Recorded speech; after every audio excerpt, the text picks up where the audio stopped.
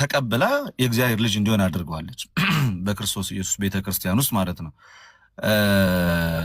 የእግዚአብሔር ልጅ እንዲሆን ካደረገችው አደራውን ተቀብላለች። በኋላ ላይም ደግሞ ነፍሱ ከስጋው በምትለይ ሰዓት ላይ ክፉ አደረገ በጎ፣ መጥፎም አደረገ ጥሩ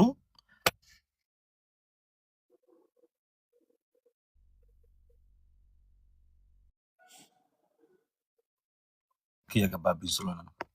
የፍትሐት ጸሎት ማለት ባጭሩ እግዚአብሔር አምላክ ወዶ ፈቅዶ ያቺን ነፍስ እንዲቀበላት ከወደደ ይቅር እንዲላት እንጂ እያንዳንዱ በቤተ ክርስቲያናችን ውስጥ የሚደረገው የፍትሐት ጸሎት እያንዳንዱ ቤተ ክርስቲያናችን ውስጥ የሚደረገው የፍትሐት ጸሎት የዛን ሁሉ ነፍስ ወደ መንግስተ ሰማያት ያግዛል የሚል ትምህርት የለንም። የኛ ወዓላማው የፍትሐት ጸሎት የክርስቲያን ነፍስ ነው ምትሄደው ወደ አምላክ በደንብ ያብራሩት። እሺ ጨርሳለሁ። እዚህ እንዲያብራሩት ነው አሁን ሲናገሩ በመሃል እግዚአብሔር ከወደደ ይቅር እንዲለው ስላሉ ኦሬዲ እሱማ በክርስቶስ ኢየሱስ የመስቀል ስራ ሰዎች ይቅርታን እንዲያገኙ ያንን እርሶም ይቀበላሉ ያምናሉ። ስለዚህ እግዚአብሔር ከወደደ ይቅር ይበለው ሲሉ ምን አይደል እንዲያብራሩ ድል ነው። እሱን እያበራራው ነበር። ስለዚህ አሁን የተገለጠውና የተረጋገጠው የመዳን ትምህርታችን ግልጽ የሆነው ሰው በክርስቶስ ኢየሱስ አምኖ ቅዱስ ሥጋውና ክቡር ደሙን ተቀብሎ ክርስቲያናዊ ሕይወት ያለው ሰው ወደ እግዚአብሔር መንግስት እንደሚገባ ጥርጥር የለውም። ይህን አስረግጬ ነው ነገር ጥርጥር የለውም። የዘላለም ሕይወት አለው። በቃ ዮሐንስ ወንጌል ምዕራፍ 6 ከቁጥር 51 ላይ ተናግሯል። እኛ የተዘበራረቀ የሆነ ተስፋ ቢስ የሆነ ሕይወት አይደለም ያለን እናምናለን በክርስቶስ ኢየሱስ የዘላለም ሕይወት እንዳለን። ይሄ ጥርጥር የሌለው ነገር ነው። ፍትሐት ግን ጸሎት በምናደርግ ሰዓት ላይ ነሰሰርሊ አብሶሉትሊ ያቺ ነፍስ በቀጥታ ገነት ትገባለች የሚል እምነት የለንም። ባጭሩ ቅድም ተናግረዋል እያልን ያለ ነው። አንዴ ቆይ እግዚአብሔር አምላክ እኮ በአምላክ ላስወርድ ነው ይሰሙ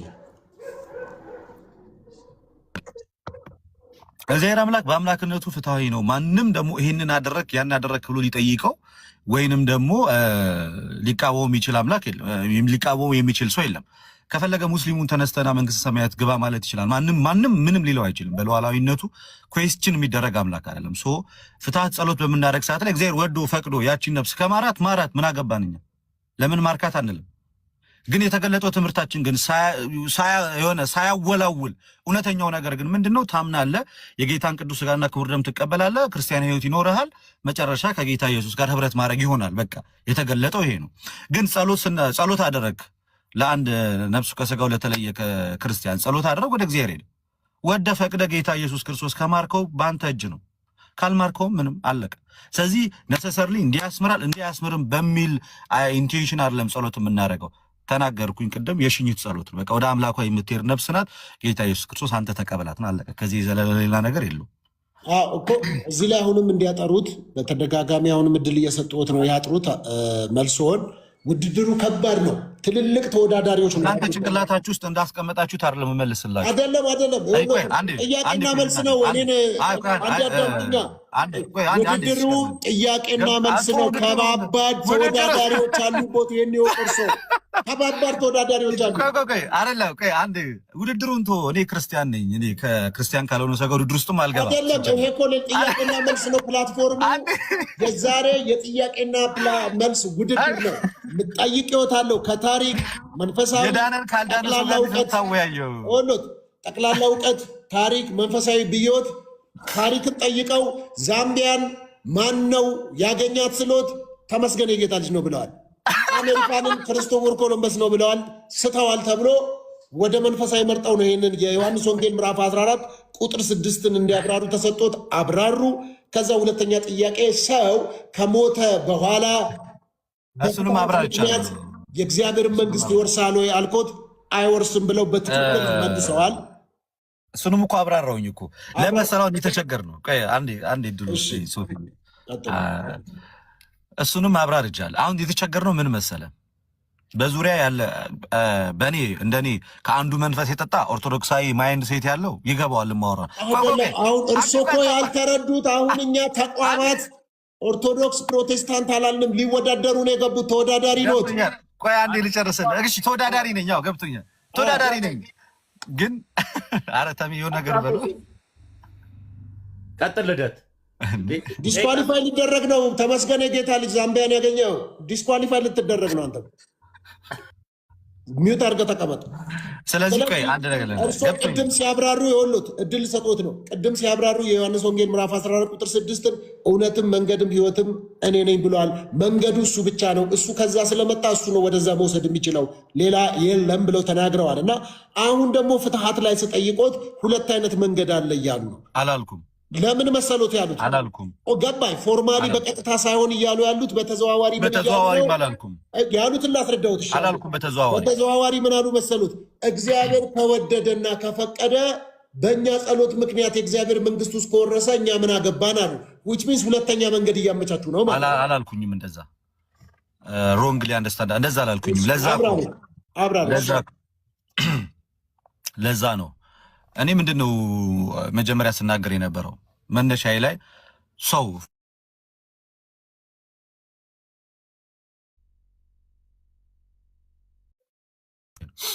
ፍትሐት ጸሎት የተደረገለት እያንዳንዱ ሰው እየተነሳ ወደ ገነት ይጋዛል ማለት አይደለም። ቅድም ለዛ እኔ ስናገር ማለት ነው እኔ ስናገር የሆነ በዙሪያ ያለ ፕሮቴስታንት እሱ ሊሰማው በሚፈልገው መንገድ መቼም ልነግረው አልችልም።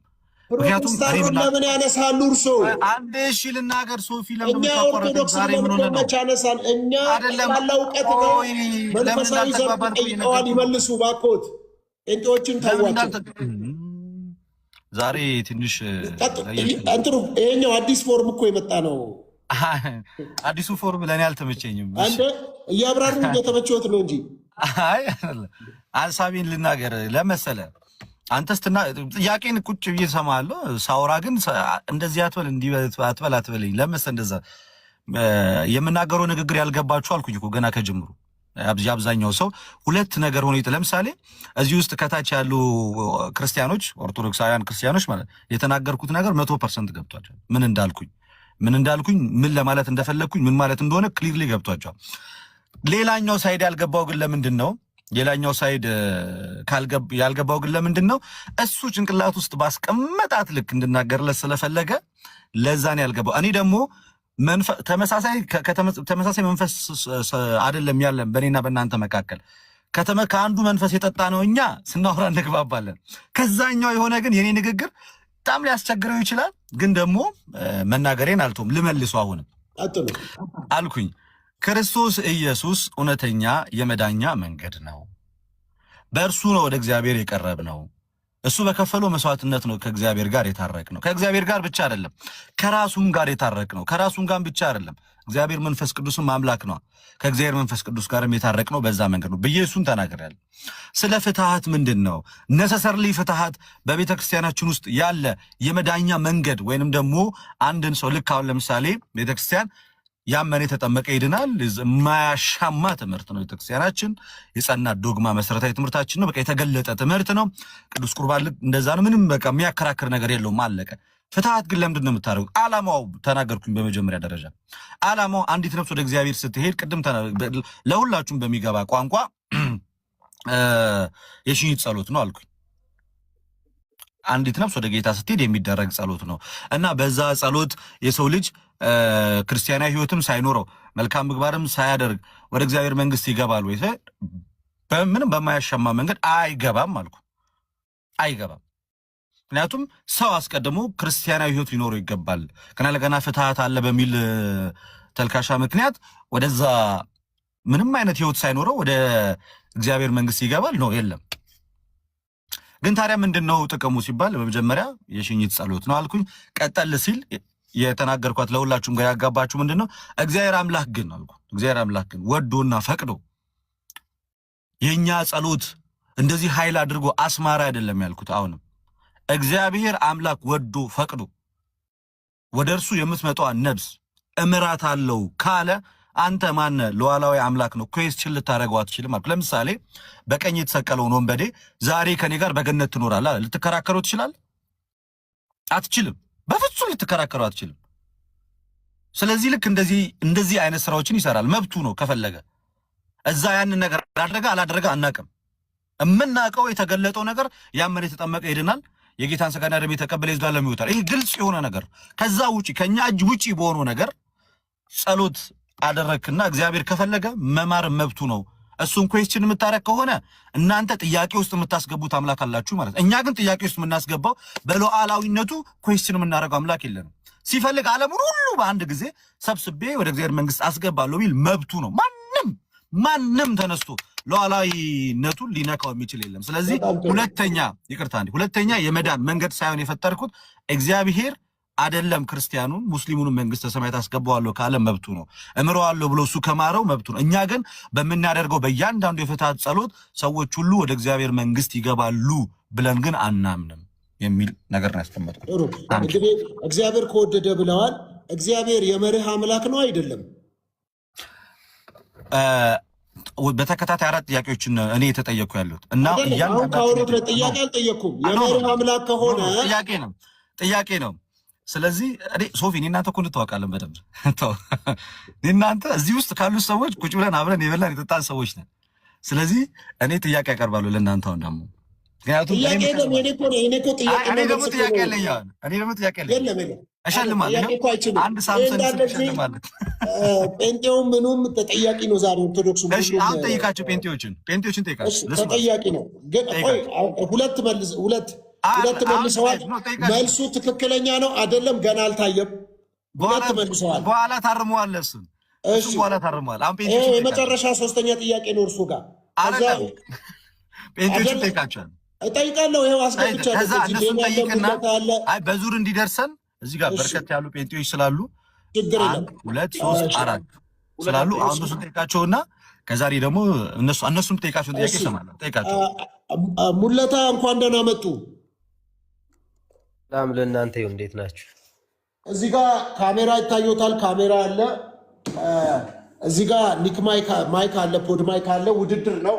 እርሱ እንኳን ባይፈልጉ ካሸነፉ ለሰው መስጠት ይችላሉ።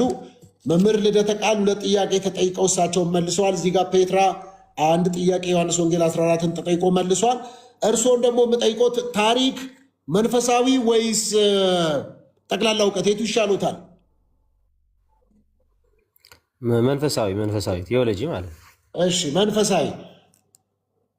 ኢየሱስ ክርስቶስ የአዲስ ኪዳን ብቸኛ መካከለኛ ነው ወይ? ቅድስት ድንግል ማርያም፣ መላእክት፣ ጻድቃን፣ ሰማዕታት መካከለኛ ናቸው ወይ የሚለውን ጠይቆታለሁ። ያብራሩ። መጀመሪያ ኢየሱስ ክርስቶስ የአዲስ ኪዳን ብቸኛ መካከለኛ ነው ብለው ያምናሉ ወይ? ብቸኛ መካከለኛ ነው ብለው ያምናሉ። እሺ መላእክት፣ ጻድቃን፣ ሰማዕታት፣ ቅድስት ድንግል ማርያም መካከለኛ አይደሉም? አይደሉም። ብቸኛ ነው። ኢየሱስ ብቸኛ ነው ካል ሌላ የለም ማለት ነው። አብራሩ። እሺ ይቀጥሉ። ያ መጽሐፍ ቅዱስም ይናገራል። ይህንን እንግዲህ በሌላ ቦታም በሃይማኖት አበው አውጥቼ ማሳየት እችላለሁ። ጌታችን ኢየሱስ ክርስቶስ ብቸኛ መካከለኛ እንደሆነ ሁላችንም የምናውቀው አንድ ጥቅስ አለ ማለት ነው። ምንድነው የሚለው? አንድ እግዚአብሔር አለ፣ በሰውና በእግዚአብሔር ደግሞ አንድ አለ ይላል። አንድ አለ፣ እሱም በሰውና በእግዚአብሔር መካከለኛ የሆነው አንድ አለ ይልና እርሱም ሰው የሆነው ክርስቶስ ኢየሱስ ነው። አንደኛ ጢሞቴዎስ ምዕራፍ 2 ቁጥር 5 ላይ ማለት ነው። ስለዚህ አንድ አለ ነው የሚለው እንጂ 2 አለ አይልም፣ 3 አለ አይልም። በእግዚአብሔርና በሰው መካከለኛ የሆነውን አስታራቂ ወይም መካከለኛ አንድ አለ ብሎ ኢየሱስ ክርስቶስ እንደሆነ ይናገራል። ስለዚህ መላእክት እንዳልሆኑ መጽሐፍ ቅዱስ ብቻ ሳይሆን በሃይማኖት አበው አውጥቼ ማሳየት እችላለሁ። ዙፋኑ ከበው ከሚቆሙ መላእክት ሊቀ ካህናት ወይም አስታራቂ አልሾመልንም፣ ራሱ አስታራቂ ሆነን ብሎ የዮሐንስ አፈወርቅ ሃይማኖት አበው ዘዮሐንስ አፈወርቅ 62 ላይ ከ15 ከ16 አለ። አውጥቼ ማሳየት ማስረጃ አሳይ። ቪዲዮ ከቻሉ ያብሩ የሚችሉ ከሆነ የሚመቹት። እሺ መጽሐፉን ላውጣና ላሳይ። አዎ እሺ ይኸው ላውጣ። ኦኬ ይኸው መጽሐፉ አጠገቤ ነው ያለው፣ አንስቼዋለሁ። ቪዲዮ ላውጣና ላሳይ ማለት ነው። ስለዚህ ከመላእክት ወገን ሊቀ ካህናት እንዳልሾመ ራሱ እሱ ሊቀ ካህናት እንደሆነ ሃይማኖት አበው ራሱ ይናገራል። ቪዲዮውን ላብራና ላውጣና ላሳይ። ኦኬ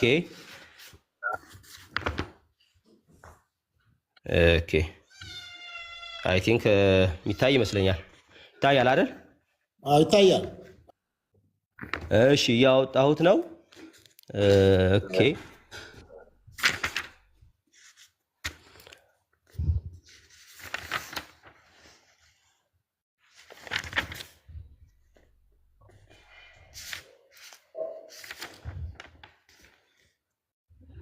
ኦኬ ያው አውጥቼዋለሁ።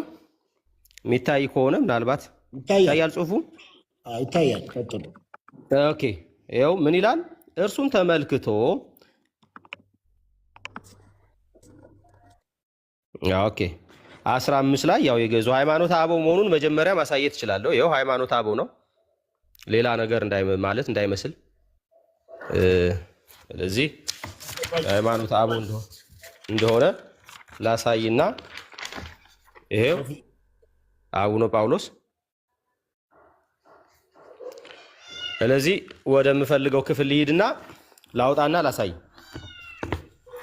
ኦኬ 15 ላይ ምን ይላል? እርሱ ተመልክቶን እነሆ ለእግዚአብሔር ጠላቶች ሁነን ተገኘን፣ ሀብቱንም ለማግኘት ይልና ኪዳንም ቢሆን መስዋዕትም ቢሆን ወደ እርሱ ያቀርበን ዘንድ የሚችል ፈጽሞ አልነበረም ይልና ስለዚህ ይቅር አለን። ዙፋኑ ከበው ከሚቆሙ ከመላእክት ከኃይላት ወገንም ሊቀ ካህናት አልሾመልንም፣ ከመላእክት ከኃይላት ወገንም ሊቀ ካህናት አልሾመልንም ይልና ይኸው እዚህ ጋር ኢሳይያስ ላይ ጥቅስ ይጠቅሳል 63 ላይ ቁጥር 9 እያለ ይጠቅስና ከዛ እዚህ ጋር ሊቀ ካህን የሚለውን ምን ይለዋል? እርሱ አንዱ ወደዚህ ዓለም ወርዶ ባህሪያችንን ባህሪ አድርጎ ሊቀ ካህናት ይልና በቅንፍ አስታራቂ ሆነን እንጂ ይላል። ስለዚህ ዙፋኑ ከበው ከሚቆሙ ከኃያላን መላእክት ሊቀ ካህናት አልሾመልንም ይላል። ምን ማለት ነው? አስታራቂ። ይኸው ሊቀ ካህናት የሚለውን በቅንፍ ምን አድርጎ ያስቀምጠዋል? አስታራቂ።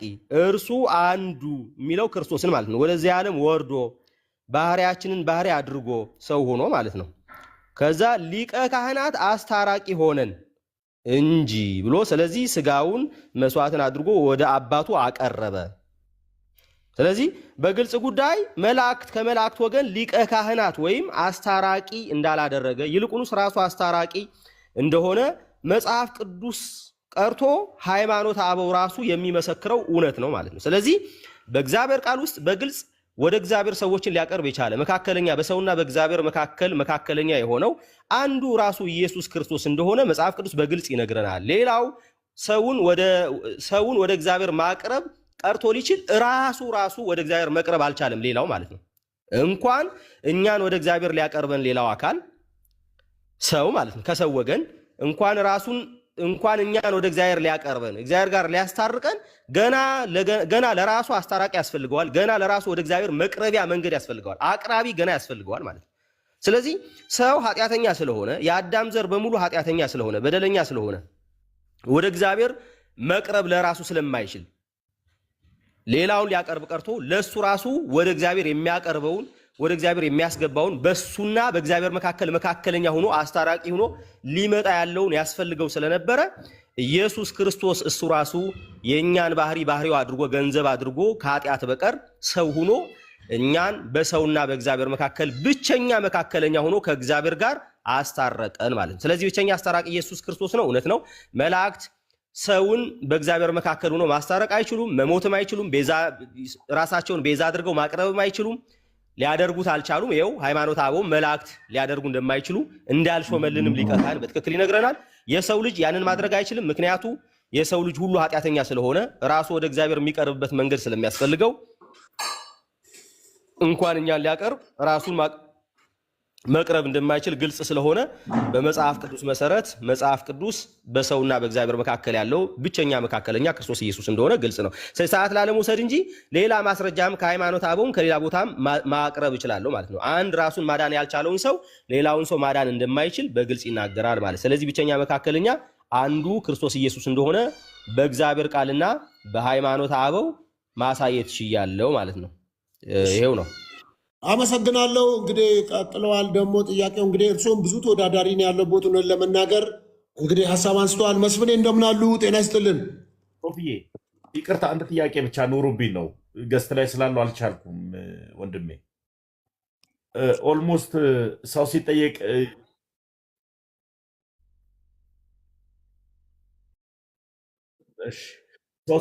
ሶፍዬ ማስረጃ ሲጠየቅ መንፈስ አሁን ለምሳሌ ያክል እኔ ጠቅላላ እውቀት ሊሆን ይችላል የምፈልገውና ልጠይቅ ይችላል። ሰው መንፈሳዊ ብሎ ሲጠይቅ መጽሐፍ ቅዱስ ብቻ ብሎ ሃይማኖተ አበው ሲያመጣ ለምን ይህን ጥያቄ አልጠየቅከውም? እኛም ልደተ ቃል እኮ ጥያቄ ነበረን። አይ አይደለም ነበረ፣ ግን አሁን የተመስገንን አንተ ብቻ ነው መጠየቅ ያለብን። ለምን አልጠየቀውም የሚል ጥሩ ነው። ግን መረጃ እኔ ሰው ከየትም ማምጣት ይችላል። አንተ ኦርቶዶክስ ነው ጴንጤ ነህ ብዬ አይደለም እየጠየቅኩ ያለሁት። እኔ አሁን ሰው ነው እየጠየቅኩ ያለሁት። ከየት ነው የመጣው ከየት ተቋም ነህ ምናምን ብዬ አላልኩም። ስለዚህ አልጠይቅም። ከፈለገ ከሪፖርተር ጋዜጣም ያስኬድልኛል የሚለው ምላሽ ካለው ሰው ማምጣት ይችላል።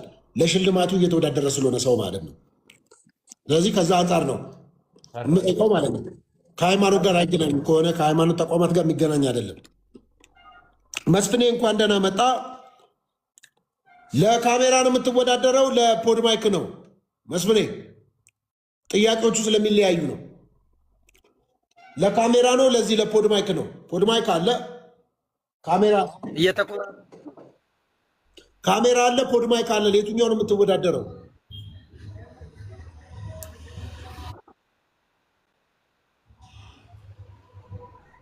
እሺ እየተቆራረጠብኝ ስለሆነ ነው የጠፋሁት። ቀጥል ሶፊዬ። ለፖድማይክ ነው ለካሜራ ነው የምትወዳደረው?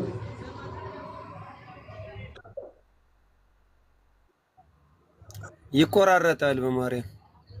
እሺ ኮፒ ሊንክ ሼር አድርጉት። እየተቆራረጠ ነው እንግዲህ ምንድነው? ታብታብ እኔ ጋር ያላችሁ ሰዎች ምንድነው? በጣም እየተቆራረጠ ነው የሚሰማው።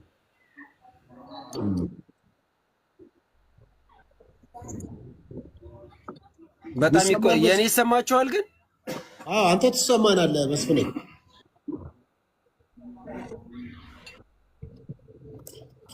እሺ እስቲ ቀጥል። ያው ያልከው ነገር ሙሉ ለሙሉ አልተሰማኝም። ቀጥልልኝ እስቲ አሁን። እሺ አሁን አቶ አንዴ ግን ኮፕሊንክ ቢደረግ አንዴ ይለቀናል ብዬ አስባለሁ። እሺ ይደረግ። ሙለታን የጠየኩትን ጥያቄ ይመልሱልኝ። እርሶ ኢየሱስ ክርስቶስ የአዲስ ኪዳን ብቸኛ መካከለኛ ነው ወይ?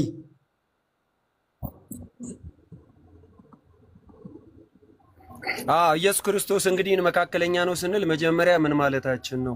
የኢየሱስ ክርስቶስን ቤዛነት መልሱና ቆይ ኢየሱስ ክርስቶስን መካከለኝነት ከየትኛውም አንዴ ብቸኛ መካከለኛ ነው ወይ ስሎት፣ አዎ ብቸኛ መካከለኛ፣ አይ ብቸኛ መካከለኛ አይደለም የሚሉና ይመርጡና ከዛ ያብራራሉ።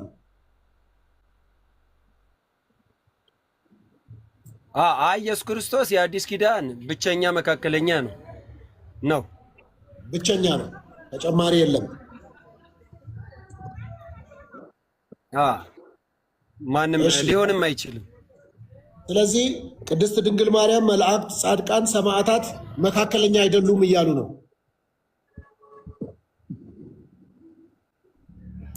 ማንኛውም መካከለኛ ሊሆን አይችልም። ማብራራት ከፈቀድክልኝ ግን በጣም ደስ ብሎኝ ላብራራ እኮ። ያብራራሉ። መጀመር ጥያቄ ጠይቃለሽ። አሁን ያብራሩ ይችላሉ። አሁን ለምሳሌ መካከለኛ እሺ ያብራሩ።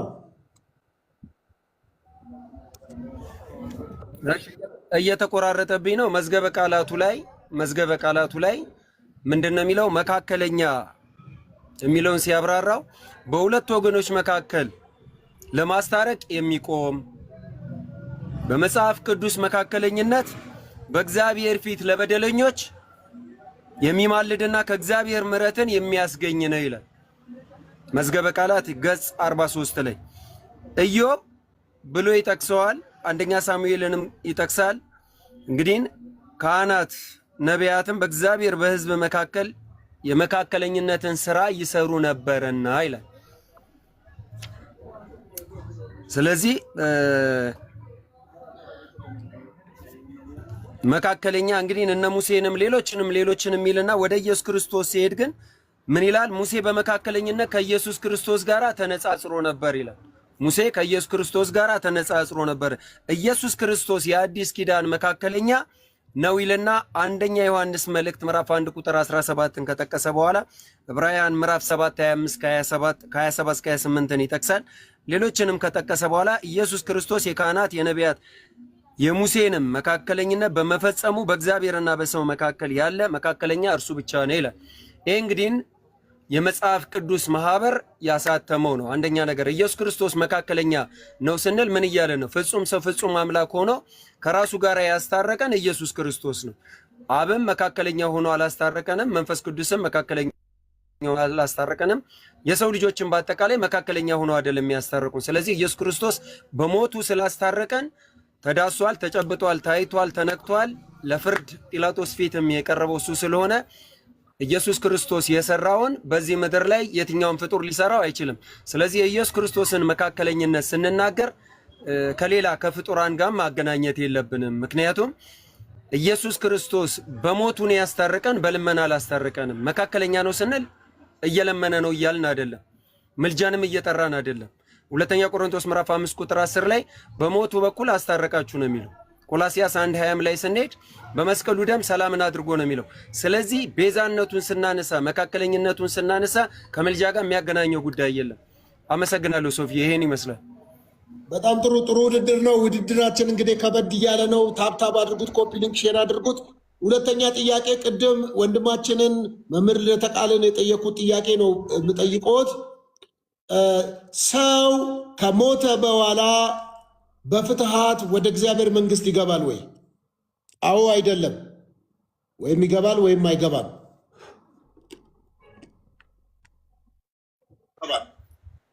እንደ ኦርቶዶክስ ያው እንደ ቤተ ክርስቲያን ያስተምሮ አድርጌ ነው የምነግርህ። አንደኛ ነገር ኦርቶዶክሳዊ ከሆነና በቅዱሳን በጻድቃን በሰማዕታት በሌሎችም አማላጅነት የሚያምን በጸሎታቸው የሚያምን ከሆነ የረሳው ኃጢአት ካለ ድቀታ ኃጢአት ስላለብን ያንን አጋጣሚ ይሄ ሰውዬ ቢሞት በእነዚህ ምልጃ ያመነ ከሆነ ይድናል፣ ፍትሃቱ ይሰራለታል። ከዛ በተረፈ ግን ኦርቶዶክሳዊ ሳይሆን ምናልባት በመንፍቅና ውስጥ ያለ ከሆነ ፍትሃቱ አይሰራለት። ኦኬ። ስለዚህ በክርስትና ውስጥ መሆን አለበት፣ ኦርቶዶክስ መሆን አለበት። ፍትሃት ሊሰራለት የሚችለው አንድ ሰው ኦርቶዶክስ ከሆነ እንደፈለገ የኃጢአት ልምምድ ውስጥ ሲኖር ቆይቶ ከሞተ በኋላ በቤተ ክርስቲያን ፍትሃት ከተደረገለት ወደ እግዚአብሔር መንግስት ይወርሳል እያሉ ነው።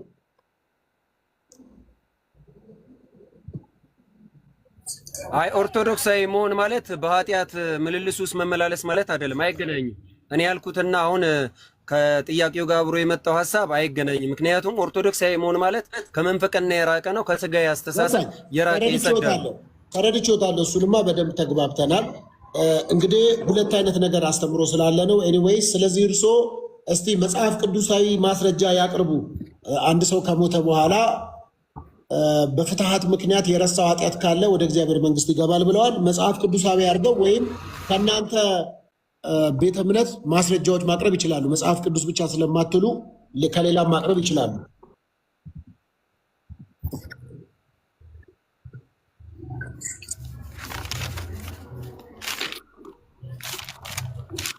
እሺ መልካም።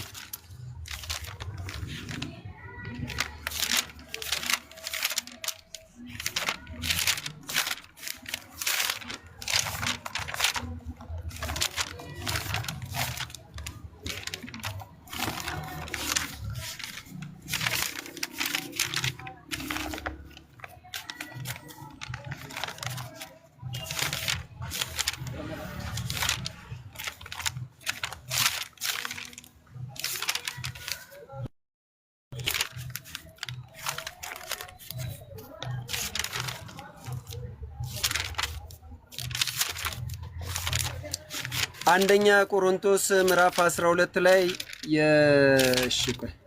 ላውጣውና እያወጣው ነው ሶፊ። እሺ አውሪ፣ ችግር የለም፣ ጊዜ ሰጥታለሁ።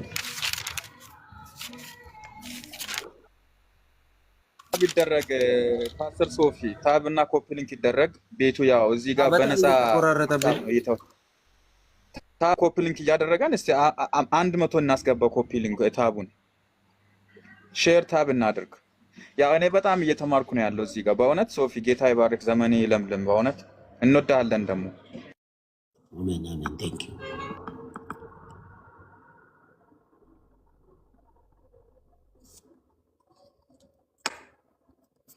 እሺ ኮፒ ሊንክ ሼር እናድርግ። እንግዲህ ተናግሬ ያለው ፖድ ማይክ አለ እዚህ። ታሚ አትወዳደርም፣ የለበትም። ለምን አትወዳደርም? ይሄ ካሜራ 3 ካሜራ አለ። እኔ ችግር የለውም ወንድሜ፣ ቁጥሩን ንገረኝ መስፍኔ። እኔ መጀመሪያ ከመጠየቅ በፊት መጀመሪያ ቤኪን ከጠየቀው በኋላ ነው እኔ ልጠይቅ የምችለው። ኦርቶዶክሳውያንን 10 ጥያቄ ፕሮቴስታንትን አንድ ጥያቄ በጠይቀው ጥያቄ ያልተመቸኝ ግን እኔ ችግር የለውም። እኔ 7ን በጠይቅ ትችላል። አልነበርክም ማለት ነው። ፔትራን ስንት ጥያቄ እንደጠየቁ የመጀመሪያ የገባው አንድ ጴንጤ የጠየቁትን አልሰማህም ማለት ነው። አልሰማህም ተሙ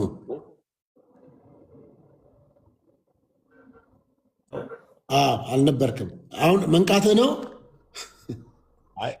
አልነቃውም፣ ግን ቤኪንም ብጠይቀው ደስ ይለኛል። ይጠየቃልና ላይጠየቅ ነው እንደዚህ የገባው ሁሉም ነው እኮ የሚጠየቀው። በቃ መወዳደር የፈለገው ሁሉ ይጠየቃል።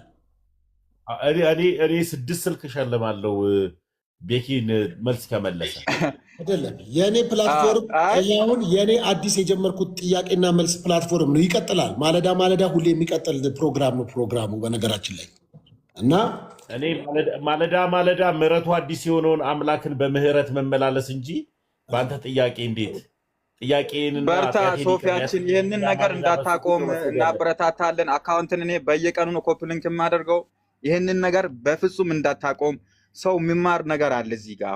አሁን ከጠዋቱ እኔ ብዙ ነገር ወስጃለሁ። በእውነት ጌታ ይባርክ። እኔ ልማር እየተማርኩ ነኝ። አብዝቶ ይባርክ።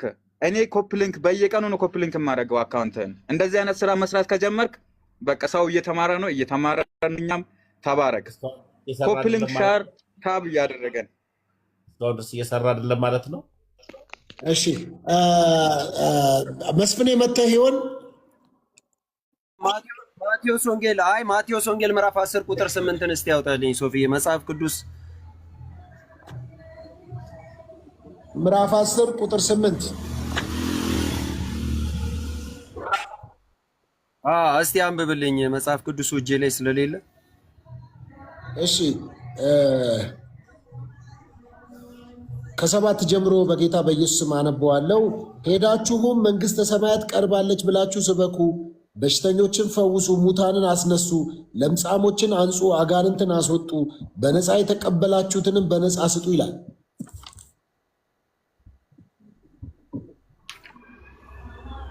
እንግዲህ እኔ በምድር ላይ ያሉ የተሰጣቸው ስልጣን ነው አይደለ? እሺ ያብራሩት ይሄ ምን ማለት እንደሆነ። ስለዚህ አንዱ ለሌላው የሚጸልይ ይላል። እንደገና ደግሞ አቤት አብራሩት ምን ማለት ነው? ዮሐንስ ወንጌል ምዕራፍ 10 ቁጥር 8 ምን ለማለት ነው? አብራሩት።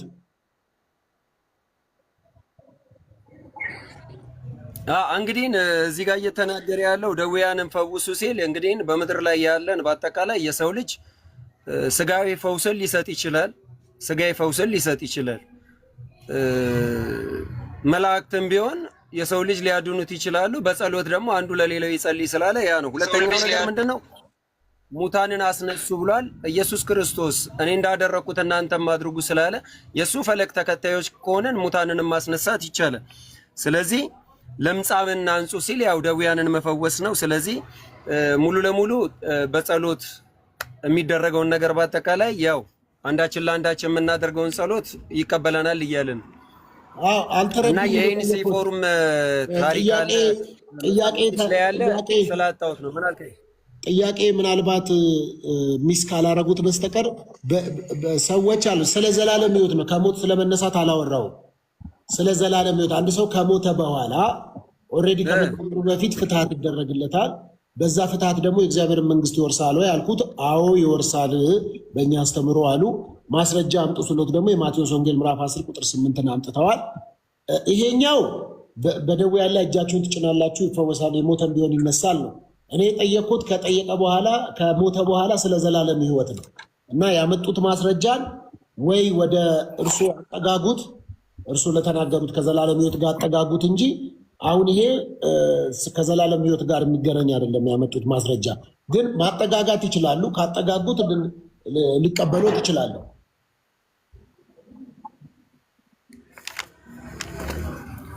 የዩኒሴፎሩን ላውጣና እሱ ጋር በግልጽ ስለሚናገር ችግር የለውም። ሁለተኛ ጢሞቴዎስ ላይ መሰለኝ። ቆይ አንዴ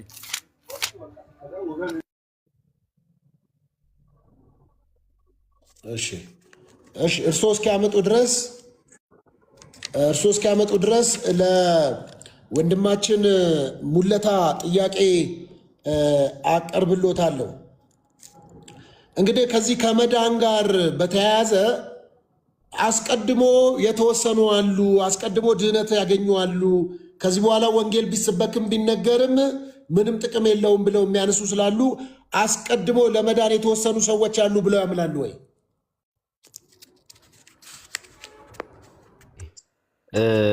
እግዚአብሔር ምርጫን በተመለከተ ነው። አይ ቲንክ እንግዲህ እግዚአብሔር ሰዎችን ይመርጣል ወይ የሚለው ነገር እውነት ነው፣ መጽሐፍ ቅዱሳዊ ነው። አዎ ይመርጣል። መጽሐፍ ቅዱሳዊ ማስረጃን ማቅረብ ይቻላል። ወንጌል አይስበኩ የሚለው ግን አያስኬድም። ይልቁንስ እንዲሁም መጽሐፍ ቅዱስ ላይ ለተመረጡት ሲባል ጳውሎስ ለጢሞቴዎስ በጻፈለት መልእክት ላይ እጅግ በደንብ እንደሚተጋ ለተመረጡት ሲል ነው የሚናገረውና አንድ መነሻ ሀሳብ ልስጦት። እንግዲህ የኤፌሶ መጽሐፍ ምዕራፍ 1 ቁጥር 3 በሰማያዊ ስፍራ በመንፈሳዊ በረከት ሁሉ በክርስቶስ የባረከን የጌታችን የኢየሱስ ክርስቶስ አምላክና አባት ይባረክ። በፊቱ ቅዱሳን ነውር አልባ እንድንሆን ዓለም ከመፈጠሩ አስቀድሞ በእርሱ መርጦናልና የሚል አለ። አንዳንድ ሰዎች የሚናገሩ ሰምቻለሁ፣ አስቀድሞ የተመረጠ አለ ስለሚል እዚህ ላይ እርስዎ ምን ይላሉ? ያ መጽሐፍ ቅዱስ እንግዲህ ይሄ ብቻ አይደለም፣ በጣም ብዙ መጽሐፍ ቅዱሳዊ ማስረጃዎች አሉ። እግዚአብሔር ሰዎችን መምረጥ እንደሚችል መጽሐፍ ቅዱስ ይናገራል። እና ስለዚህ እግዚአብሔር አይመርጥም ወይ ለመዳን? እሱ አይደለም ወይ የጠራን? ወደ ክርስቶስ ሲያመጣን እሱ አይደለም ወይ ብለን ብንጠይቅ መጽሐፍ ቅዱስ የሚመልስልን መልስ በግልጽ ራሱ እግዚአብሔር ወደ ክርስቶስ እንደሚያመጣን በመንፈስ ቅዱስ በኩል ኃጢአታችንን ወቅሶ ወደ እምነት እንድንመጣ ወይ ወደ መዳን እንድንመጣ የሚያደርገን እግዚአብሔር ነው። እውነት ነው፣ ምንም ጥያቄ የለውም። ስለዚህ አሁን የጠቀሰው ጥቅስ አንደኛው ጥቅስ እንጂ ብቸኛው ጥቅስ አይደለም። ሌሎች ጥቅሶችም አሉ።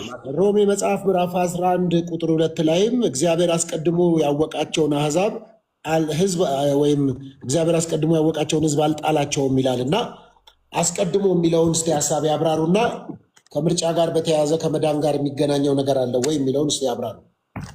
ያ እንግዲህ ሮሜ ምዕራፍ 11 ስለ እስራኤላውያን የሚያወራ ክፍል ነው። ያ ማለት ምንድን ነው? ያ ማለት ምን መሰሉት? ግልጽ እንዲሆን ኢየሱስ ክርስቶስ በተመረጡ ሰዎች ነው የሞተው ለሁሉም አይደለም የሚል እሳቤዎች ስላሉ እሱን መጀመሪያ ደረጃ ይቀበሉታል። ኢየሱስ ክርስቶስ ለተመረጡ ሰዎች ነው የሞተው።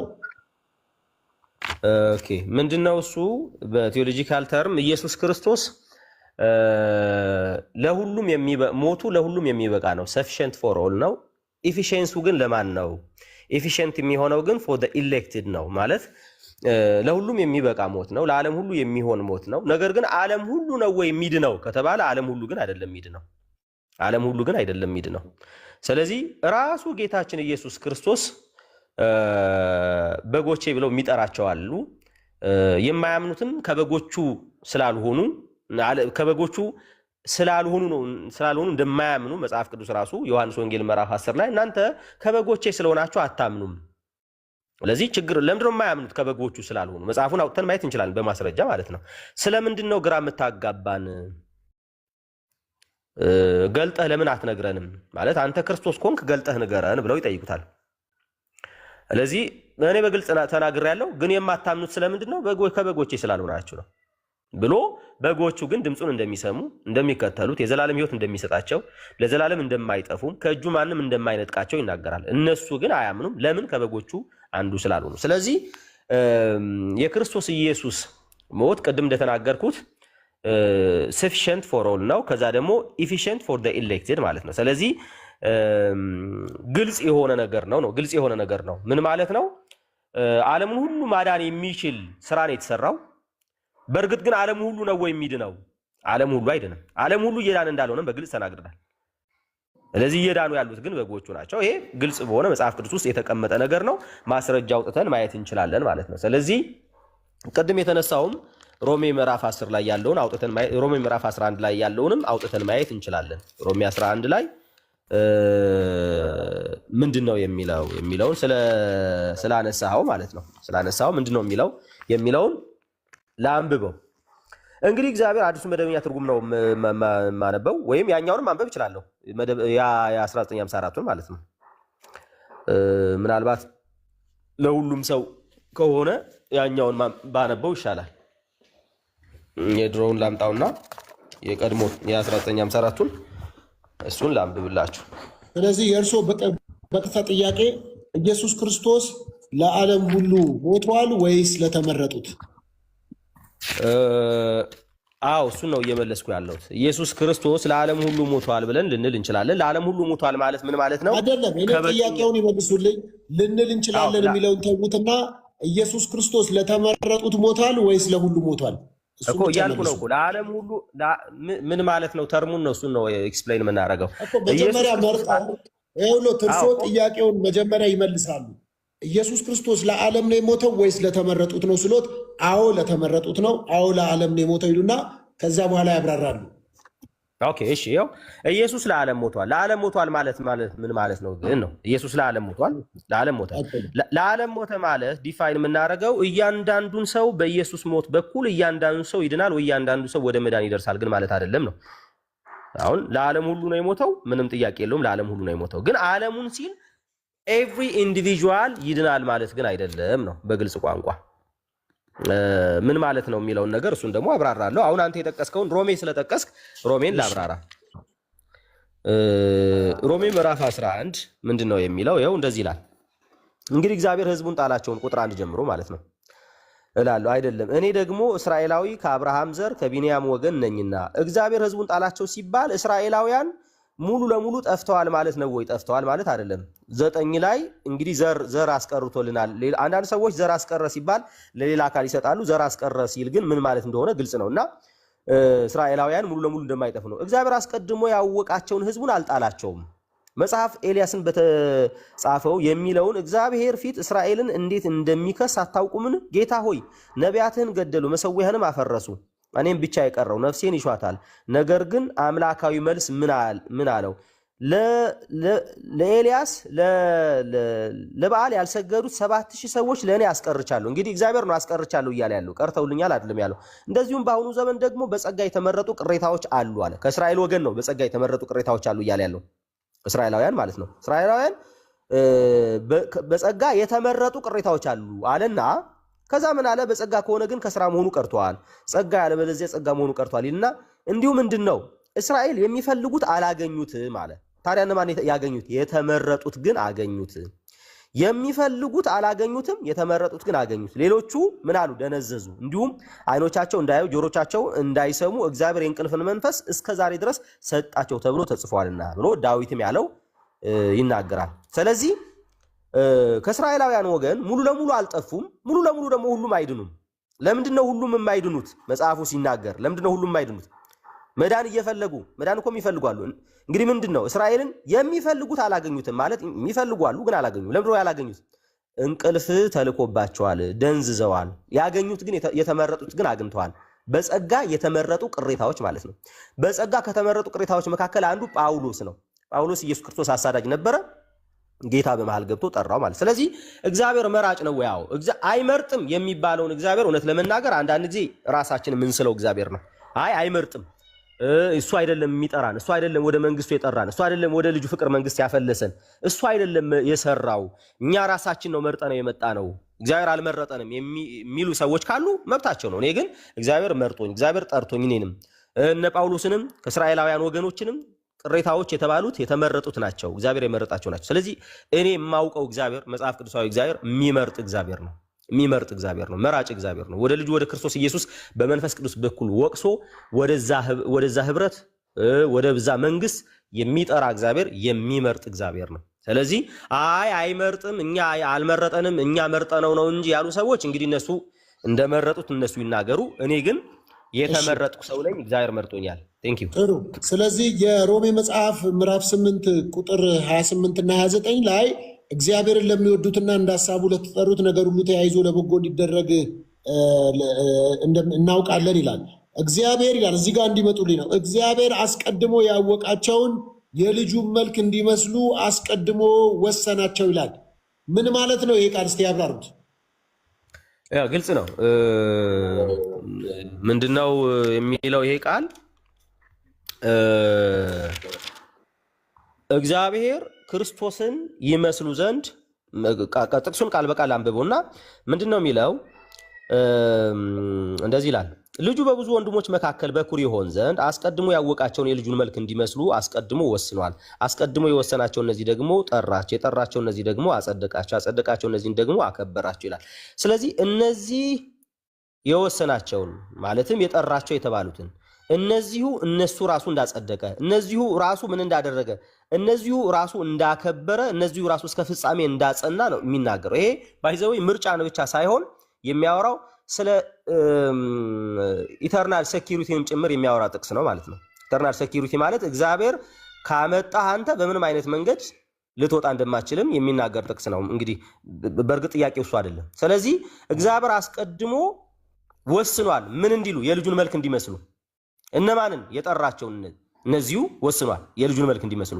እነዚሁ የጠራቸውን ምን አድርጓቸዋል? እግዚአብሔር አጽድቋቸዋል። የጠራቸውን ነው ያጸደቀው። እነዚህ የጠራቸውን አጽድቋቸዋል፣ ያጸደቃቸውን እነዚህ ደግሞ አክብሯቸዋል፣ እስከ ፍጻሜ ድረስ አጽንቷቸዋል፣ አቆይቷቸዋል ማለት ነው። ስለዚህ ይሄ እግዚአብሔር ልጁን እንዲመስሉ ማለት ምን ማለት ነው? አሁን እኛ ኢኒሻል ሳንክቲፊኬሽን፣ ፕሮግሬሲቭ ወይ ደግሞ ኤክስፔሪንሻል ሳንክቲፊኬሽን፣ አልቲሜት ወይም ፋይናል ሳንክቲፊኬሽን የምንለውንም በግልጽ የሚያስረዳ ነገር ነው ማለት ነው። ስለዚህ ኢኒሻሊ ሳንክቲፋይ ያደረገን ወይ ደግሞ ያጸደቀን እሱ ራሱን ያከበረን ማለትም ህይወት የሰጠን ትንሣኤን የሰጠን ማለት ነው። ስለዚህ ሁሉን ነገር ከእርሱ በእርሱ ለእርሱ የሚለውን ነገር ነው የሚያሳየው። ስለዚህ የኛ የመዳን ስራ ሁሉ ከእግዚአብሔር እንደሆነ፣ ጥሪው ከእግዚአብሔር ነው፣ ማጽደቁ ከእግዚአብሔር ነው፣ መወሰኑ ከእግዚአብሔር ነው፣ ማክበሩ ከእግዚአብሔር ነው። ሁሉ ከእግዚአብሔር እንጂ ከኛ በመዳናችን ጉዳይ ከኛ የሆነ አንዳች ነገር እንደሌለ የሚያስረዳ ነው ይሄ ጥቅስ ማለት ነው። አመሰግናለሁ። እሺ ቤኪ ትቀጥላለህ። ቤኪ ታሪክ፣ መንፈሳዊ ጠቅላላ እውቀት ከየት ይሁን? ፓስተር ሶፊ እኔ ልማር ትንሽ እየተማርኩ እኮ ከየት ነው? ታሪክ፣ መንፈሳዊ ጠቅላላ እውቀት መምረጥ ትችላለህ ከሶስት አንዱ። እሺ ከመንፈሳዊ አድርገኝ፣ ከቻልኩ እመልሳለሁ፣ ካልቻልኩ ግን ያው ልማር። እሺ እሺ ቤኪ ይቀጥላሉ። ኢየሱስ ክርስቶስ ያማልዳል ብለው ያምናሉ? በደንብ ያማልዳል። በጣም መልካም። ያማልዳል ሲሉ ምን ማለት ነው? ያብራሩ። ያማልዳል ስንል እኛ እንደ ክርስቲያን የምናምነው ምንድን ነው? ከኢየሱስ ውጪ ሌላ በሰውና በእግዚአብሔር መካከል አንድያ ሆኖ ሊያማልደን ያለው እሱ ኢየሱስ ክርስቶስ ብቻ ነው ብለን ስለምናምን ያማልዳል ብዬ አምናለሁ። እስቲ መጽሐፍ ቅዱሳዊ ማስረጃ አምጡ። መጽሐፍ ቅዱስ ማስረጃ። እሺ ቆይ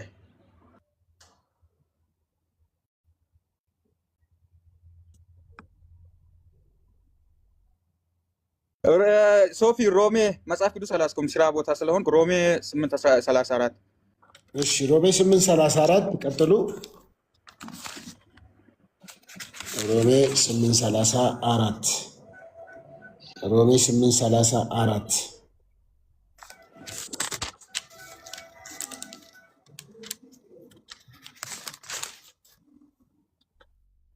ላንብብሎት። ቀጥሎ ሶፊ። እሺ ታዲያ የሚኮንን ነው? የሞተውም እንዲሁም ከሞት የተነሳው በእግዚአብሔር ቀኝ የተቀመጠው ክርስቶስ ኢየሱስ ስለኛ ይማልዳል ይላል። አሜን ብለን እንቀበላለን። እሺ በጣም የሚገርም ነው። የሚገርም ሊያውም መጽሐፍ ቅዱስ እጆ ላይ ሳይዙ በቀጥታ መልሰዋል። በጣም የሚያስደንቅ ነው። ከመንፈሳዊ ሊጨምርሎት ወይስ ከታሪክ ጠቅላላ እውቀት ከየት ሊጨምርሎት? ታሪክ እስቲ ልሞክር። ታሪኩን አላጠናውም ግን ልሞክር። እሺ ታሪክ ከታሪክ የሚገርም ነው። ቤኪ ዛሬ በጣም አልተቻለም።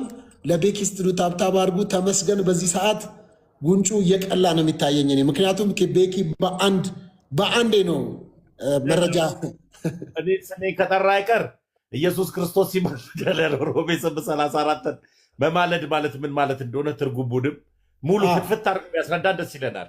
በጣም እኔ ገና ሲያወራ ቤኪ ፍትፍት ብሎ ነው እየሰማሁት የነበረው። እስኪ ሮሜ 8:34 ያብራራው። አቆይ እኔ እሺ።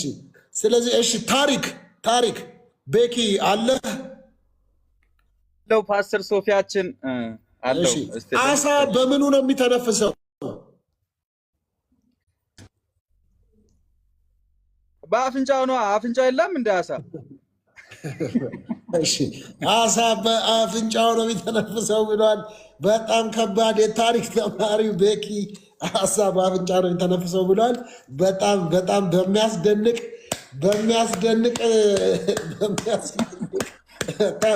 ዛሬ ተመስገንን አሳፍረኸዋል። በጣም በጣም በሚደንቅ ሁኔታ ነው ቤኪ። የአንተ እውቀት እጅግ ከባድ ነው ቤኪ እና ተመስገን። እንግዲህ ምንም ማድረግ አይቻልም ቤኪ። የአሳውንማ ካላወቅ አላወቅም ብለህ አስረዳ። ሶፊዬ ደህና ነህ? ታላቁ እንዴት ነህ? ኬኩ ኧረ ኬኩ ታላቁ ኬኩ እንዴት ነህ በለኝ። ሰላም አትሉኝም እንዴ? ምንድን ነው ሶፊዬ? ሰላም ብለናል። ዛሬ ያው ጥያቄና መልስ ዝም ብዬ ነው የምማረው። እኔ ቁጭ ብዬ ዝም ብዬ መማር ብቻ ነው። ተማሪ ነኝ ነው። አይሁን። እሺ መስፍኔም ስለመጣ አይ ቲንክ ሀሳቡን በደንብ አደራጅቶ ነው የመጣው ይመስለኛል። መስፍኔ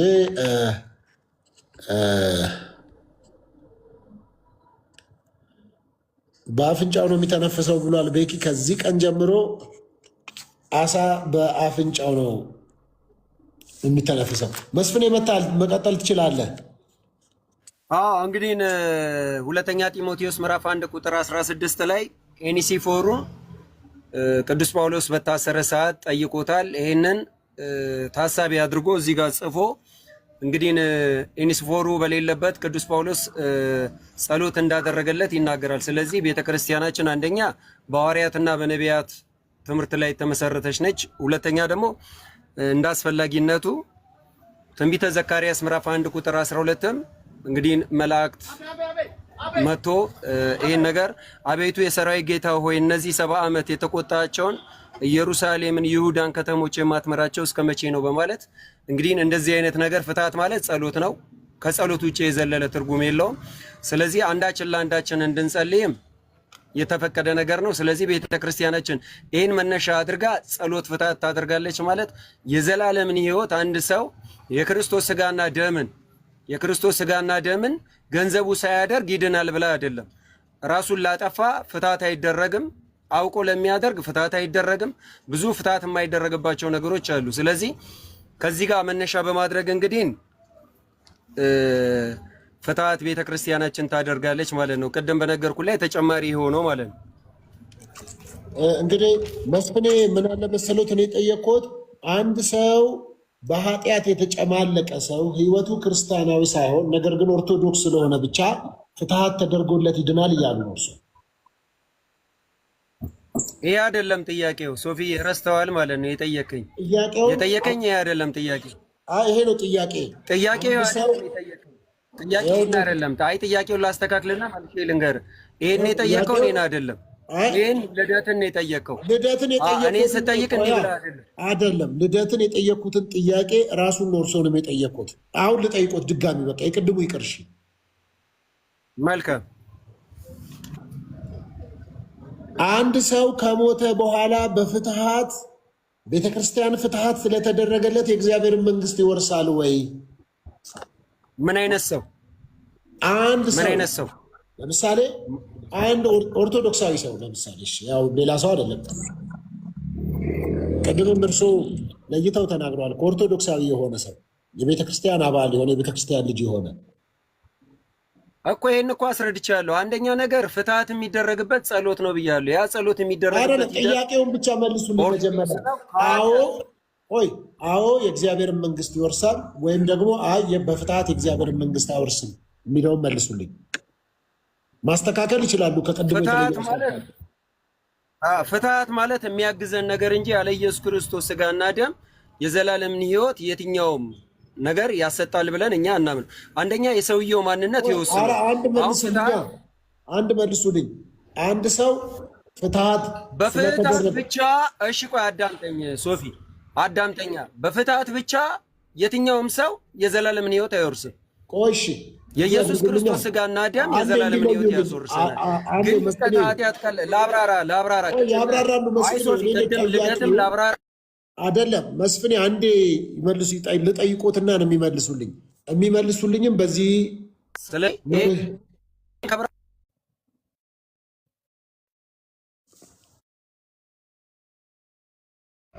አይደለም እኔ ጠየቁት ጥያቄ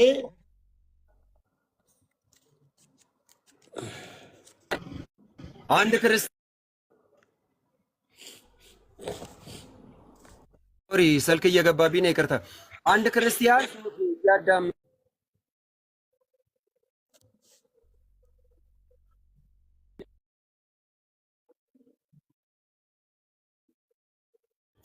ፍትሐት የሚጠቅመው የረሳው ኃጢአት ካለ፣ ከዛ በዘለለ ግን ሰው እየገደለ እየዘሞተ ኃጢአት እየሰራ ሺህ ጊዜ ፍትሐት ቢደረግለት አውቆ ለሰራው ኃጢአት በፍጹም አይሆንም። አውቆ ለሰራው ኃጢአት አይሆንም። ስለዚህ የረሳው ኃጢአት ካለ ግን ያ ጸሎት ነው፣ የቅዱሳን ጸሎት ይሰራል። ወደ መንግስተ ሰማያት ግን ለመግባት የዘላለምን ሕይወት ለማግኘት የልጁ ኢየሱስ ክርስቶስ ስጋና ደም ከዚህ በተረፈ ማፍራት አለበት። በክርስትና ሕይወት ውስጥ መመላለስ አለበት። ሚውት አርግ ሌላ ሰው ማንም ሰው እንዳይከፍት በላይም አይመለከትም። ሚውት አርግ በላይ የተጠየቁት እኔ ነኝ። ሙለት አንተም ስትሳሳት አልተናገርኩም።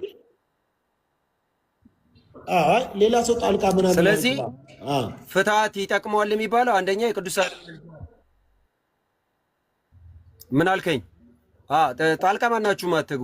አንደኛ ፍትሐት ይጠቅማል ብለን የምናስበው የረሳነው ኃጢአት ካለ ብቻ ነው። ይሄን ከተረዳኝ መልካም። እሺ ምን ማለት ነው? እስቲ የረሳነው ኃጢአት ንስሐ ያልገባንበት ነገር ካለ ይጠቅመናል። አሁን ለምሳሌ ድቀት ኃጢአት ማናችንም ላይ ያጋጥመናል። ሶፊዬ ድቀት ኃጢአት ማለት ምንድን ነው? አንዳንድ ጊዜ ንስሐ ስንገባ ያልገባነው ኃጢአት በእኛ ውስጥ ይኖራል። ለዛ ነገር ይጠቅመናል።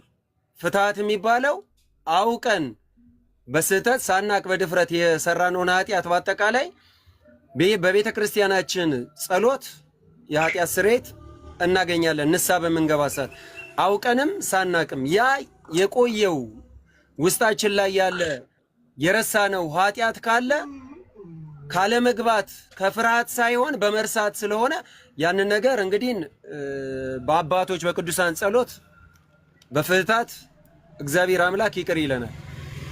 ከዛ በተረፈ ግን ኃጢአት እየሰራ ዝሙት እየሰራ የተለያየ ነገር እያደረግ ፍትሐት ይሰራላል ይጠቅማል ብላ ቤተክርስቲያናችን አታስተምርም። ምናልባት የምንፍቅናው ዓለም የሚጠቀምበት እንጂ ቤተክርስቲያናችን እንደዚህ አይነት አስተምሮ የላትም። መናፍቃኖች ግን ይላሉ። እነሱ ይበሉ ምንም ይበሉ፣ እነሱን ተዋቸው። የኛን እንትን ነው። እሺ አሁን አንድ ጥያቄ ብቻ ነው የጠየቅኩህ አይደለ መስፍኔ? ሁለት መካከለኛ የሚልና ይሄን ሁለተኛ ጠየቀኝ። መካከለኛ የሚለው የሙላታን ጠየቀኝ፣ ሁለተኛ ይሄን ጠየቀኝ። በጣም ጥሩ። እሺ እዚህ ላይ ግን አሁን በቀጥታ ነጥብ የሚያሰጠው ጥያቄ ሰው በፍትሐት ወደ እግዚአብሔር መንግስት ይገባል ወይስ አይገባም? አዎ ይገባል ወይም አይገባም? መልስ፣ ቀጥታ መልስ። የሰውየው ሁኔታ ይወስነዋል እኮ አልኩ። ራሱን ታንቆ ቢሞታውን ለምሳሌ ፍትሐት አይደረግም። በተለያየ ምክንያት ከሆነ የማይደረግበት አለ፣ የሚደረግበት አለ። ስለዚህ ቅድም እኮ ነገርኩ፣ አስረግጬ ነገርኩ። የረሳነው ኃጢአት ካለ ያግዘናል። አሁን ለምሳሌ ሁለተኛ ዮሐንስ መልእክት ምዕራፍ 1 ቁጥር 5 ላይ እመቤቴ ሆይ እርስ በርሳችን እንዋደድ ዘንድ እለምንሻለሁ ይላል። ኦኬ አሁን ለምሳሌ እሺ ተረድቼ አሁን አግኝቻለሁ። እሺ የሞተው ሰውዬ ኃጢአት ከረሳ ነው ፍትሐቱ የሚያግዘው?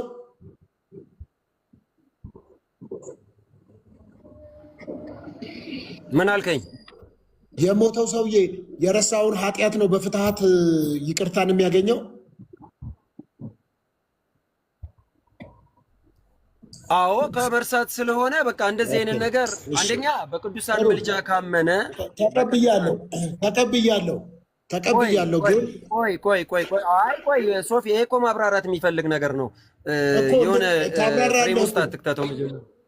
ፍሬም ውስጥ አይደለም የከተትኩት እኔ ተቀብያለሁ። ግን የሞተው ሰውዬ ምን አይነት ኃጢአት እንደሰራ በምንድን ነው የማውቀው? ኦልሬዲ ሞቷል። እሱ የረሳውን ኃጢአት ማን ነው በምን የሚያውቀው? እንዴት ይታወቃል? አይ ሶፊ ሰውየው ለንስሐ እኮ ፈቃደኛ ነው። አትረዳኝም? ቆይ ካልተረዳ ድጋሚ ልንገርሽ። ስለማትሰማኝ በምን ይታወቃል ነው? አየህ ለጥያቄው ለመልሱም ጆሮ ብትሰጠን ጥሩ ነው። እሰጦታለሁ መስፍኔ። እኔ ንስሐ ገባሁ መስፍኔ ሚውት አድርጌ ነው የምሰማው። ያውቃሉ እኮ እኔ አሁን የረሳውን ኃጢአት ማን ነው የሚያስታውሰው? ማን ነው የሚያውቀው? ከእሱ ጋር አብሮ ኃጢአቱን የሰራ ከሆነ ለምሳሌ ሲያመነዝር ከሆነ በጋራ አብረው አመንዝረው ከሆነ ኦፍኮርስ ሁለቱም በጋራ ስለነበሩ ይተዋወቃሉ። ማን ነው የሚያውቀው የረሳው ኃጢአት ምን እንደሆነ? በምን ነው የሚታወቀው? አዎ እንግዲህ ፍትሐት ማለት ጸሎት ነው አልኩ። የመጀመሪያው ነገር መሀል እንዳገባውን አስረዳ። በቃ መሀል አትግባ፣ አትጠይቀኝ። ይህን ሀሳቤን እስክጨርስ አታቋርጠኝ። ምክንያቱም ሀሳብ እያቋረጥክ በሄድክ ቁጥር እኔ የምመልስልህን ነገር ወደ ስተቱ ውስጥ ልከተኝም ትችላለህ። ስለዚህ አንዴ እስከምጨርስ በጽሞና አዳምጠኝ። እኔ ንስሐ ስገባ የረሳሁት ኃጢአት ካለ በኦርቶዶክሳዊ አካሄድ ፍሬ እያፈራው ከሆነ ከኃጢአት የራኩ ከሆነ በንስሐ እየተመላለስኩ ከሆነ እግዚአብሔርን የምፈራ ከሆነ ድቀት ኃጢአት ንስሐ በምገባበት ሰዓት የረሳሁት ኃጢአት ካለ የአባቶቻችን ጸሎት በቤተ ክርስቲያን የሚደረገው ጸሎት ከሁሉም አስቀድማችሁ ስለ ነገስታት፣ ስለ መኳንንስ፣ ስለ ቅዱሳን፣ ስለ ሁሉ ነገር ጸሎት አድርጉም ስለሚል ያ ጸሎት ይረዳኛል። ያ ጸሎት ይረዳኛል። ጸሎት ሁሉ የሚደርሰው እግዚአብሔር ነው። የሚያውቀው ማን ነው ካልከኝ እግዚአብሔር ነው። እግዚአብሔር ነው። ስለዚህ የእነሱም ጸሎት ወዴት ነው የሚሄደው? አንተ በአጸደ ነፍስ ሆነ በአጸደ ስጋ ያሉት አባቶች የቤተ ክርስቲያን ቀሳውስት የሚጸልዩት ወዴት ነው የሚሄደው ካልከኝ ወደ እግዚአብሔር ነው የሚሄደው።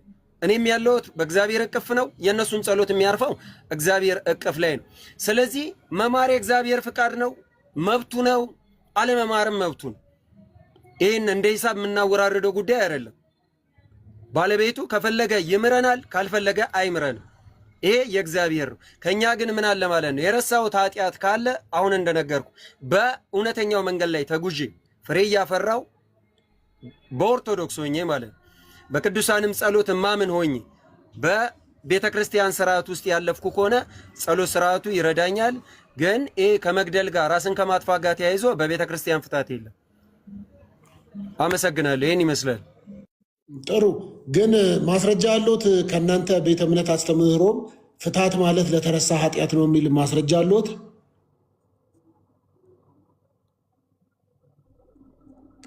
የሄኒሲፎሩን እኮ ቅድም ነገርኩ። እሱ በእስር ቤት የገለጠው ጳውሎስ አቤት አትረብሻ የሚታርገው ቢኔ ለሄኒሲፎሩ ሶፊዬ ቅዱስ ጳውሎስ ጸሎትን አድርጎለታል። ከዛ መነሻ አድርገን እኛም ደግሞ መሰረታችን በሐዋርያትና በነቢያት እንጂ እንግዳ በሆነ ትምህርት ስላይደለ የተቀበልነው እንጂ አዲስ የምናመጣው ነገር የለም። ስለዚህ መጽሐፍ ቅዱሳዊ ነው፣ እንቀበለዋለን። ያንን ነው የምናራምደው። መጽሐፍ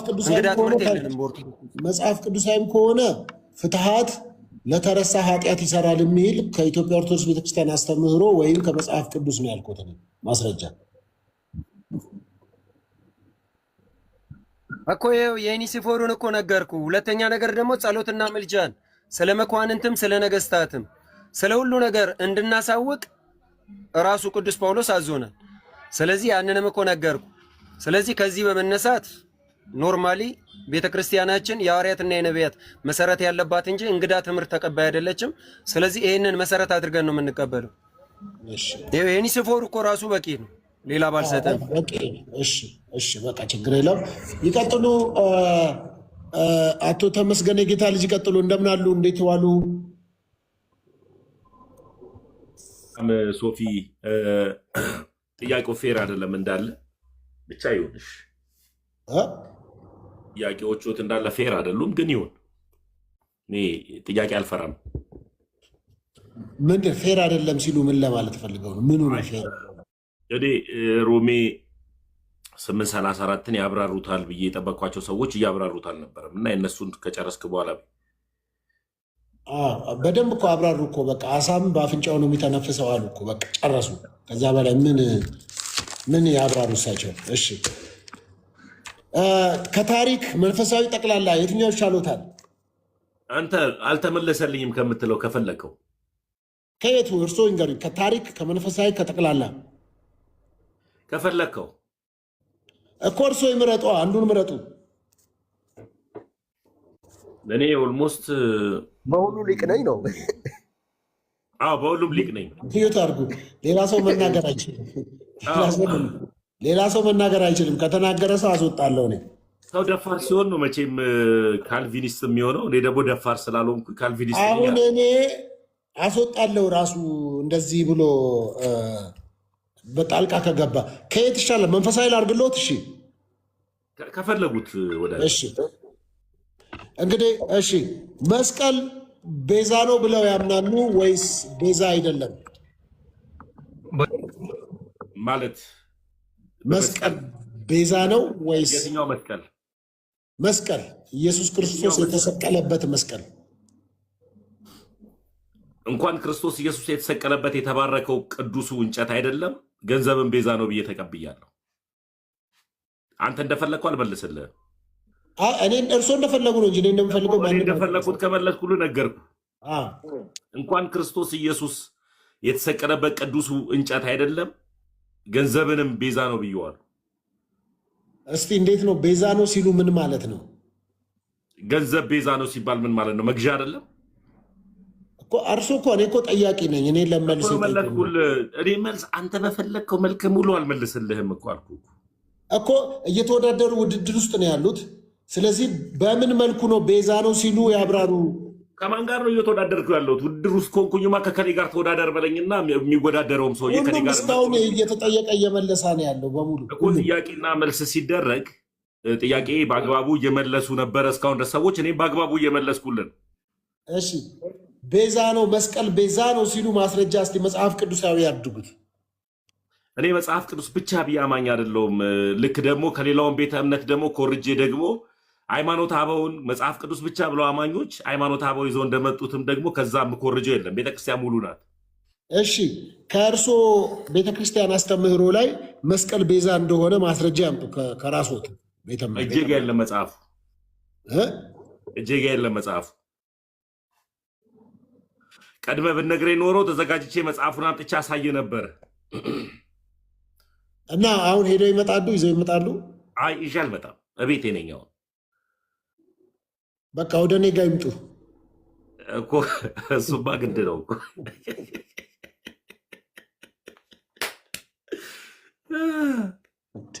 እመጣለሁ።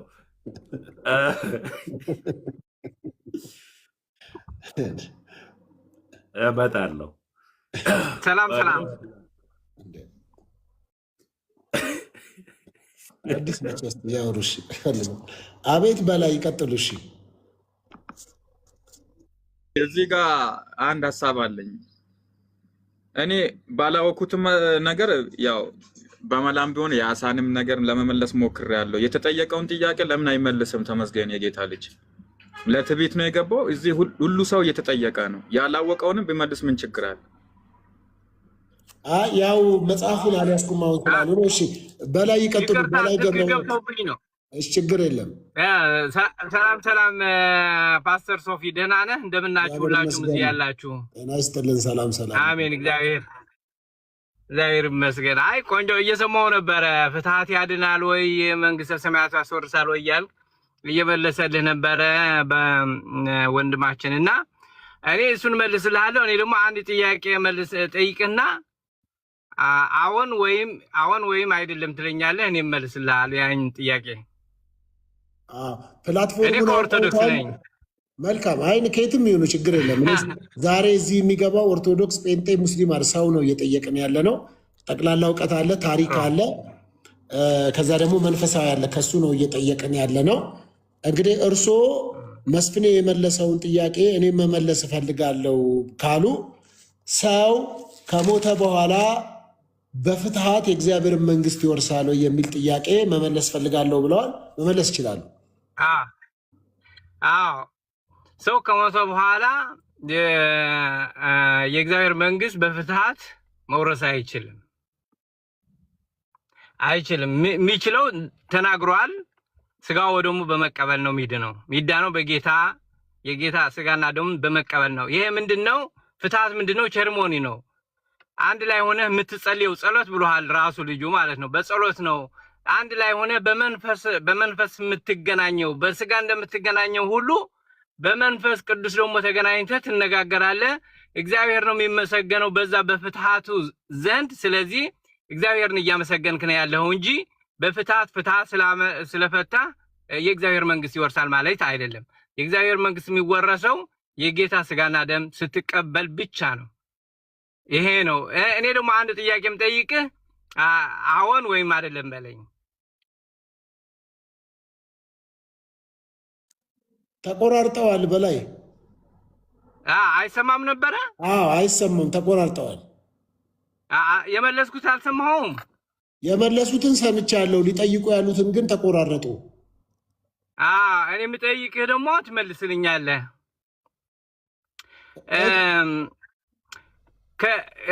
ከእመቤታችንና ከመጽሐፍ ቅዱስ ማን ይበልጣል? ተቆራርጠዋል። እርሶ ከእመቤታችንና ከመጽሐፍ ቅዱስ ማን ይበልጣል? ጠጋ ይበሉ። ተቆራርጠዋል። ቆይ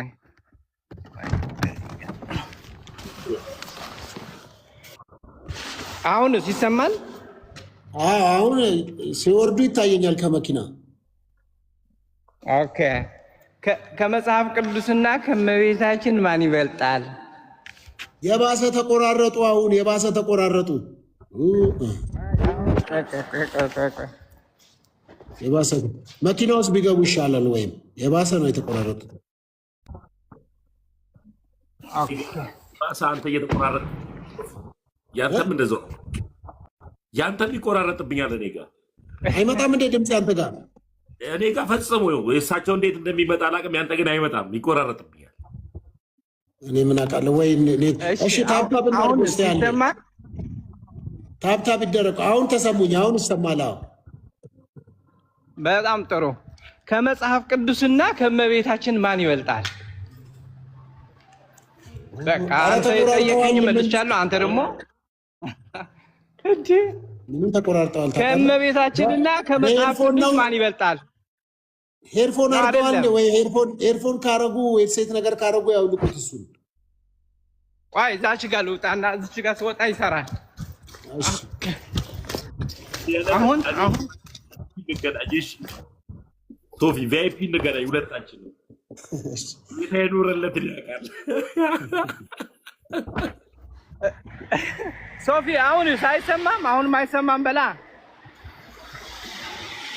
ምን ያጠፉም ቪዲዮ ያጠፉ ቪዲዮ ቢያጠፉ እኮ ይስተካከላል። ቪዲዮ ያጠፉ ይስተካከላል። ፕሮግራሙ ዛሬ ሶፊ ጠይቃል እንጂ አይጠየቅም። እንዴት ነው ነገሩ? እንዴ ለምንድን ነው የማይጠይቅ?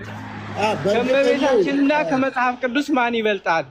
በላይ አሁን ጥያቄው ራሱ የጠየቁኝ ጥያቄ ምን የሚል ነው? ከእመቤታችንና ከመጽሐፍ ቅዱስ ማን ይበልጣል? ያቁታል የሚጠይቁትን ጥያቄ ቪዲዮ ያብሩ። አሁን መጥቷል ኔትወርኩት።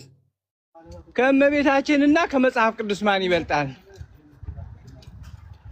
ምን ማለት ነው? እስቲ ጥያቄው ምን ማለት ነው? ጥያቄ ነው። ጥያቄ መጽሐፍ ቅዱስ እመቤታችን ጌታን የወለደች ከስጋዋ ስጋ ከነፍሷ ነፍስ ከሷ የወሰደው ስጋና ደም እኛን ያዳነበት ነው። ከሷ የተወለደ ነው፣ የተዋሃደ ነው። ለእኛ ሲል በእመቤታችን አድሮ ምድርና ሰማይን የፈጠረ ጌታ በእመቤታችን ያደረ ነው። በሷ ያደረ የተወለደ ነው። ከሷና መጽሐፍ ቅዱስ ከተጻፈው እኛ የምንጠቀምበት የምንተዳደርበት ክርስትና የምንጠቀምበት ከሁለቱ የትኛው ይበልጣል ብለህ ትገምታለህ? እኮ በምንድን ነው የሚበልጠው? እስቲ አወዳድሩልኝ። በምን እንዴ? እንዴት በምንድን ነው እኮ በምኑ ነው? አወዳድሯቸዋ። ሁለቱን አስቀመጡና ለምሳሌ ወንድና ሴት እኩል ናቸው ይበልጣል አንዱ ምናምን የሚባል ጥያቄ አለ።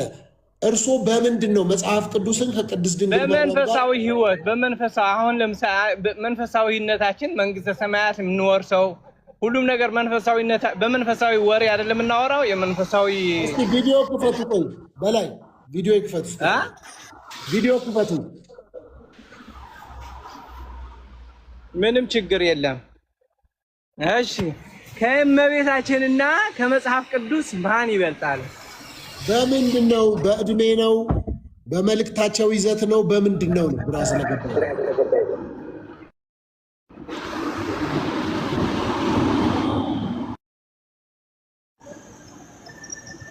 አይሰማም። በምንድን ነው የሚበላለጡት? በምንድን ነው የሚበላለጡት ይላል እንዴ? አንተ አሁን ለምሳሌ ከብሉይ ኪዳንና ከአዲስ ኪዳን ብሉይ ኪዳን እንደሚበልጥ ሁሉ ከመጽሐፍ ቅዱስና ከእመቤታችን እንግዲህ መጽሐፍ ቅዱስ ምንድነው? እኛ የምንተዳደርበት ክርስትና ህይወት የምንተዳደርበት እያነበብን መጽሐፍ ህይወታችን መንፈሳዊ ህይወታችን የምንጠቀምበት የእግዚአብሔር የሆነ ነገር የተጻፈበት ነው አይደለም እንዴ? ስለዚህ እመቤታችን ደግሞ ጌታ ያደረባት ጌታ የተወለደባት ከስጋዋ ስጋ ከነፍሷ ነፍስ የነሳ ነው። ስለዚህ ከብሉይ ኪዳን አዲስ ኪዳን እንደምታስበልጥ ሁሉ ከመጽሐፍ ቅዱስና የጌታ ቃላት ከሆነና የጌታ ማደሪያ ከሆነችው የጌታ እናት ከሆነችው ከሁለቱ ማን ይበልጣል? በምን አልኮት እኮ በምን በዚህ እንዴት ይበልጣል ብለው ይገሩኛል። አልፈልግም መመለስ አልፈለግም አይደለም። አሁን ለምሳሌ እኔና እርሱ አሉን። አሁን ነገርኩህ እኮ ከብሉይ ኪዳንና አንድ ያዳምጡ። ከብሉይ ኪዳንና አዲስ ኪዳን እንደሚበልጥ ሁሉ በጌታ ማደሪያነትና በጌታ በአዳኝነት በጌታ ማደሪያነት አሁን የመጽሐፍ ቅዱስ የእግዚአብሔር የምንመራበት መጽሐፍ ቅዱስ ነው። ስለዚህ ጌታ ተወለደ፣ አዳነን፣ መድኃኒት ሆነን እያልን የምንመራበት መንግስተ ሰማያት የሚያስወስደን መንገድ ነው አይደለም እንዴ?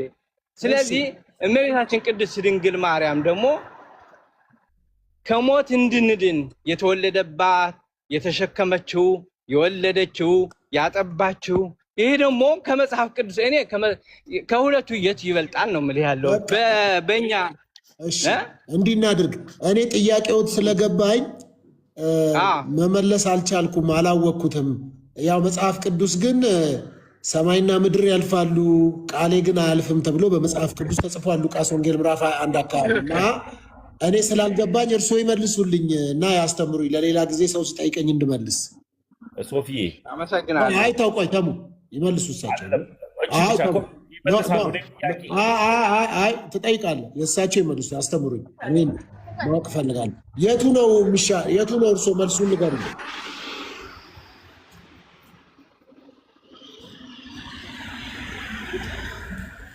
በላይ እየጠበቅኩት ነው። ምንድን ነው ያልከኝ? እኔ አላወቅኩትም፣ ጥያቄዎትም አልገባኝም፣ ልመልስለቱ አልቻልኩም። እኔ አላቀውም እና እርስዎ ይመልሱልኝ። ሌላ ጊዜ ሰው ሲጠይቀኝ እኔም ሌላ ሰው ጠይቃለሁ። በዚህም ያለው ሰው እንዲማርበት እርስዎ ያስረዱን። እግዚአብሔር ያክብርልኝ፣ እግዚአብሔር ያክብርልኝ። እኛም ይኸውልህ በኦርቶዶክስ ቤተክርስቲያን ትምህርት ማለት ነው እግዚአብሔር አምላክ ዓለምን ከፈጠረበት በእመቤታችን አድሮ ሰው የሆነበትን ጥበቡ ይደንቃል። የእግዚአብሔር ጥበብ ይመራመሩበታል። እንዴት እንዳዳነን ምን አይነት ድንቅ ጌታ እንደሆነ በቀጥታ ይመልሱልኝ። እኔን የጠየቁኝን ጥያቄ ከቅድስት ድንግል ማርያምና ከመጽሐፍ ቅዱስ ከእግዚአብሔር ቃል የቱ ይበልጣል ብለው ነው የሚያምኑት። እርሶ መልሱን ስጡኝ። እርሶ እኮ እየመለስኩልህ እኮ ነው። ይመልሱ እሳቸው እኮ እየመለስኩልህ እኮ ነው እኮ። የቱን በቀጥታ መልሱልኝና ከዛ ያብራሩ። እየመለስኩልህ እኮ ነው ሶፎንያስ እኮ የቱ ይበልጣል ከቅድስት ድንግል ማርያምና ከመጽሐፍ ቅዱስ? እመቤታችን ቅድስት ድንግል ማርያም ትበልጣለች ከመጽሐፍ ቅዱስ። አዎ እሺ ቪዲዮ ክፈቱና ንገሩኝ እስኪ አብራሩት። አሁን እዛ ቦታ እየገባሁ ስለሆንኩኝ ያው ችግር የለውም፣ አብሩት ይሰማል። ስለዚህ ከመጽሐፍ ቅዱስና ከቅድስት ድንግል ማርያም ማን ነው የሚበልጠው? እመቤታችን ቅድስት ድንግል ማርያም። ከየት ነው ይሄን ያወቁት? ከየት ነው ያወቁት? መጽሐፋዊ ጥበብ ነው። መጽሐፍ ቅዱስ በመንፈስ እኮ ነው የምንሄደው አይደለም? በመንፈስ የምትጓዝ ከሆነ እመቤታችን ጌታን የወለደች ከሆነ የጌታ ማደሪያ ከሆነ ያሬዳውያን ሽቀጠራ ተሙ መቀጠል ትችላለህ። ከተመስገን ጋር አውሩ። ቆይ ይቅርታ ሶፊዬ፣ ኦልሞስት እሳቸው እያወሩ ያሉበት የራሳቸው የሆነ መረዳት ሊኖራቸው ይችላል። ሰው የራሱ የሆነ ግን እንደ ኦርቶዶክስ ተብሎ የተናገሩበት ሀሳብ ላይ ነው ልክ ያለው። ለምሳሌ ያክል እናታችንን ቅድስት ድንግል ማርያምን ያወቁት በመጽሐፍ ቅዱስ ውስጥ በማግኘት ነው። እንደሱ ከሆነ መጥምቆ ዮሐንስና መጽሐፍ ቅዱስ ማን ይቀድማል የሚል ጥያቄ ሊጠይቁ ነው ማለት ነው። መጥምቆ ዮሐንስ እና መጽሐፍ ቅዱስ ማን ይቀድማል የሚል ጥያቄም እና እንደነዚህ አይነት ነገሮች የቤተክርስቲያን ትምህርት አይደሉም። እኔ የመጣሁበት የገባኝ የኦርቶዶክስ አስተምህሮ 4 ነጥብ ረገጥ አድርጌ ስነግርህ እንደዛ ነው። እና ለምሳሌ ያክል እሳቸው ሊሉበት የፈለጉትን ሀሳብ እኔ አልተረዳሁትም። እናታችንን ቅድስት ድንግል ማርያምን ያገኘነው መጽሐፍ ቅዱስ ውስጥ ነው። እና አንዳንድ ጊዜ የምንናገርበትን ቦታ ሁላችንም ብናውቅ ከመጥምቁ ዮሐንስና ከመጽሐፍ ቅዱስ ማን ሊቀድም ነው? ከመዝሙረ ዳዊትና ወይም ከጠቢቡ ሰለሞንና ከመጽሐፍ ቅዱስ ማን ሊበልጥ ነው የሚባሉ ቢያንስ መጽሐፍ ቅዱስ ሲናገር ለመናገር የዘገየ ለማዳመጥም የፈጠንኩን ይላል። የምንናገርበት ጥሩ ምላስ ሰጥቶን እንዳንናገር የሚያደርገን ህዝቡንም ላለማሰናከል ነው። ከእናንተ ውስጥ መካከል አንዱን እንኳ የሚያሰናከል ቢሆን የወፍጮ ድንጋይ በአናቱ ተጨምሮ ወደ ባህር ቢጣለት እሱ ይቀለታል ይላል። ለማሰናከል ከመምጣታችን በፊት ያልገባን በላይ እየሰሙ ነው ያልገባንን ብንማር ደግሞ ሁሉም ቦታ ላይ አንድ አይነት አስተሳሰብ ሰው ላይኖረው ይችላል። ለምሳሌ ያክል ሶፊ የራሱ የሆነ መረዳት አለው፣ እኔ የራሴ የሆነ መረዳት አለው። እርስ በርስ በመነጋገር ውስጥ መማማር እንጂ እናታችን ቅድስት ድንግል ማርያም ከመጽሐፍ ቅዱስ ትበልጣለች ይ እዚህ ጋር ቶፒኩ ነው ወይ አይደለም፣ ሀሳቡ ነው ወይ አይደለም። እስካሁን ድረስ የቆየንበት ነገር እና እንደመጣን እኔ የማዝነው ነገር ኢየሱስንና ማርያምን ለማወዳደር ሰው ሲመጣ ያመኛል። ኢየሱስ አምላክ ነው፣ ቤዛችን፣ የአዲስ ኪዳን መካከለኛችን፣ እሱ ባፈሰሰልን ደም ነው ወደ ቅዱሰ ቅዱሳን የገባ ነው። እሱ ባፈሰሰልን ደም ነው ከአባቱ ጋርም ከራሱ ጋርም የታረቅ ነው። እና እንደነዚህ አይነት ነገርን በልክ ብናደርግ፣ ለዚህም ነው ጳውሎስ ለልጁ ለጢሞቴዎስ አንተ ግን ነገርን ሁሉ በልክ አድርግ ይለዋልና መናገር ስለቻለን ብቻ ባንለፈልፍ አእምሮም ለማሰብ ስለተሰጠን እላለሁ። አመሰግናለሁ ሶፊ። እሺ በላይ ሰምተዋል። የኢትዮጵያ ኦርቶዶክስ ቤተክርስቲያን እንደዚህ ብላ አታስተምርም፣ ከየት ነው ያመጡት እያለ ነው ተመስገን። ጥያቄ ነው የጠየኩት እንጂ ታስተምራለች አላልኩም እኮ እኔ በመንፈሳዊ ሚዛን ስመዝን፣ አሁን ለምሳሌ እናንተ ቅድስት ድንግል ማርያምን አታማልድም ብላችሁ የምታምኑ ሰዎች ናችሁ የፕሮቴስታንት። እኛ ደግሞ እመቤታችን ቅድስት ድንግል ማርያም ታማልዳለች። ስለዚህ መጽሐፍ ቅዱስ የየራሱ አካሄድ እንሄዳለን። ገባ? ስለዚህ እኔ ደግሞ ቪዲዮ ክፈቱ አንዴ በላይ፣ አሁንም እድል ልስጦት እና አሁን ስራ እየገባሁ ስለሆነ በኋላ ሲመቸኝ ይገባለሁ። እሺ ቅድስት ድንግል ማርያም ታማልዳለች ሲሉ ቅድስት ድንግል ማርያም ታማልዳለች ብለዋል። እስቲ እንዴት እንደምታማልድ አንተ እንኳን እየጸለይክ አንተ እንኳን አድናለሁ እያልክ እንኳን ጌታን የወለደች ጌታን ያጠባች ይቅር እኔ ጋር ለምን ያገናኙታል እኮ? እሷ እንዴት እንደምታማልድ ለምን አላገናኘውም? እንዴ አንተ እንኳን መንፈሳዊ ሆነ ከጸለይክ ከመቤታችን ኧረ እባክዎት አንዴ ያዳምጡኝ በላይ እኮ ገባኝ። ቅድስት ድንግል ማርያም እንደምታማልድ መጽሐፍ ቅዱሳዊ አድርገው ወይም ደግሞ ከኢትዮጵያ ኦርቶዶክስ ቤተክርስቲያን አስተምህሮቶች እርሱ ንገሩኝ ነው። ይድገሙልኝ፣ የሚያውቁትን ድገሙ እያልኩት እኮ ነው። እዚህ ብዙ ሰው እየሰማ ስለሆነ የማይቀበል ሰው የእሷን ምልጃ የማይቀበል ሰው ባንድ ያዳምጡኝ። የእርሷን ምልጃ የማይቀበል ሰው እንዲቀበል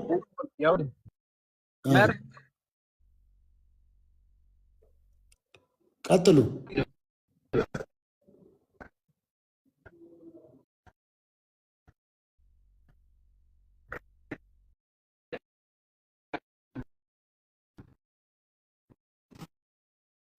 ተቆራረጡ ጋሽ በላይ አሁን ተቆራረጡ። በዛውም ቢወርዱ ጥሩ ነበረ። ጋሽ በላይ አሁን ተቆራረጡ። ኧረ ተሜ ምንድን ነው ተመስገን አባት አይሆንም እንዴ? እንዴት እንደዚህ ትላለህ እኮ? አንተ ራስህ ኦርቶዶክስ ነገር ከአንተ ይጠበቃል። ተቆራርጦ እኮ ነው እኮ በስፍኔ አባት አይሆንም እንዴ? አልተቆራረጠም እኮ እንደዛ አይባልም። እሺ በጣም አይ ትክክል አይደለም። እኔ ያወራሁት በቅንነት ነው ያወራሁት። አጠፋው ይቅርታ። አይ እኔም ጋር እንደዚህ ይፈጠራል። አንተ ጋርም ያው እንተራረም ነው ችግር የለውም። እኔ ያልኩት በቅንነት ነው መስፍን እኮ አባት ስለሆነ አክብረን እናውራን። በቃ አይ እኔ ያልኩት በቅንነት ነው መስፍን። በቃ ከፈለክ በውስጥ ደውልልኝ፣ ስልኬ እሰጥሃለሁ። እኔ ያልኩት ለሳቸው በቅንነት ነው። ተቆራርጠዋል፣ በዛውም ይውረዱ ነው ያልኩት። በቃ ተሜኔ ስልኬ እሰጥሃለሁ ናቸው እናውራ ነው ያልኩት። የኔና ያንተ አባት ስለሆኑ ከመንፈሳዊ ህይወትን ብንወጣ ይሄ ነገር በኔና ባንተ አይነበብ ነው። ያው 09 ያዝ፣ አሁን ደውልልኝ። ምን መክረኝ ነገር ካለ ያዝ ስልኬ። ኧረ ተምዬ ቅሬታ የለብኝም። በቃ ኧረ እኔ ወንድሜ ነኝ፣ ችግር የለብኝም። አድርግ በቃ። አንዳንዴ እኔ ስሰበር አንተ ካልጠገንከኝ ማነው? በቃ ሌሎችም ካልጠገኑን እርስ በርስ መጠጋገን ስላለብን ያየሁትን ስህተት አለ። በቃ ስልኬ እሰጥሃለሁ፣ አይዞህ ትመክረኝ። እኔ ግን በነገራችን ላይ ትልቅ ሰው አይመስሉኝም ሰውየው። እኔ አንቱ እያልኩላችሁንም ስላወራው እንጂ በእድሜ ከኛ የበለጡ ሰው አይመስለኝም። እውነት ለመናገር በእድሜ ትልቅ ሰው እንደዚህ አባት ለኛ ለተመስገን አባት የሚሆኑ ሰው አይመስሉኝም።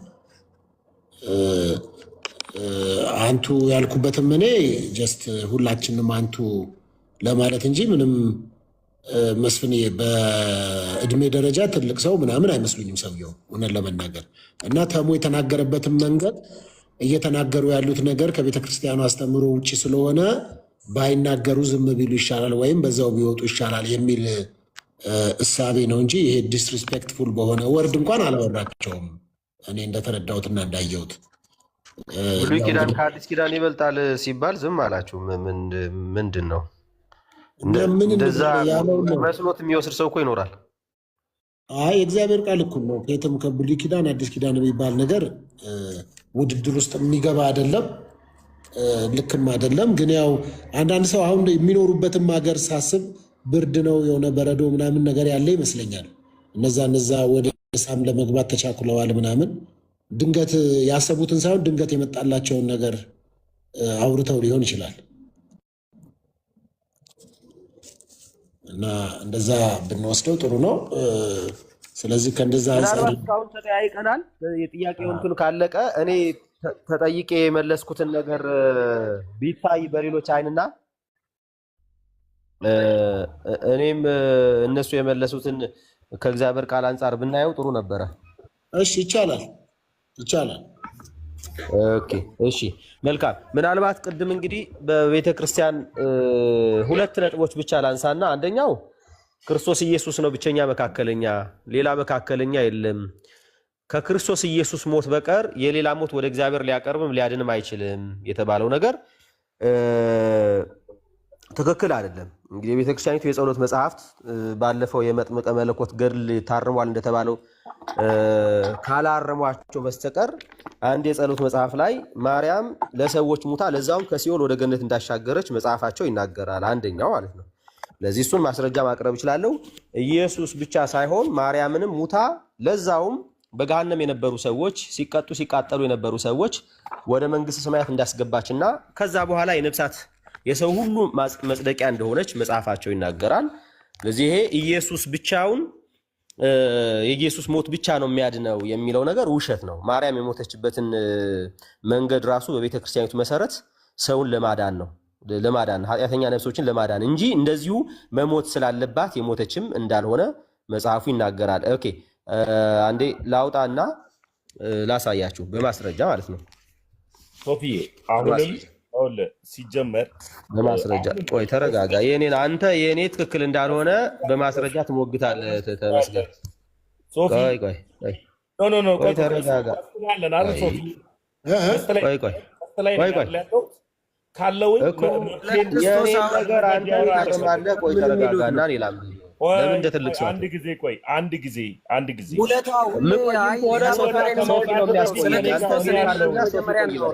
ሶፊ ገዝተን ያለን አይደል እንዴ?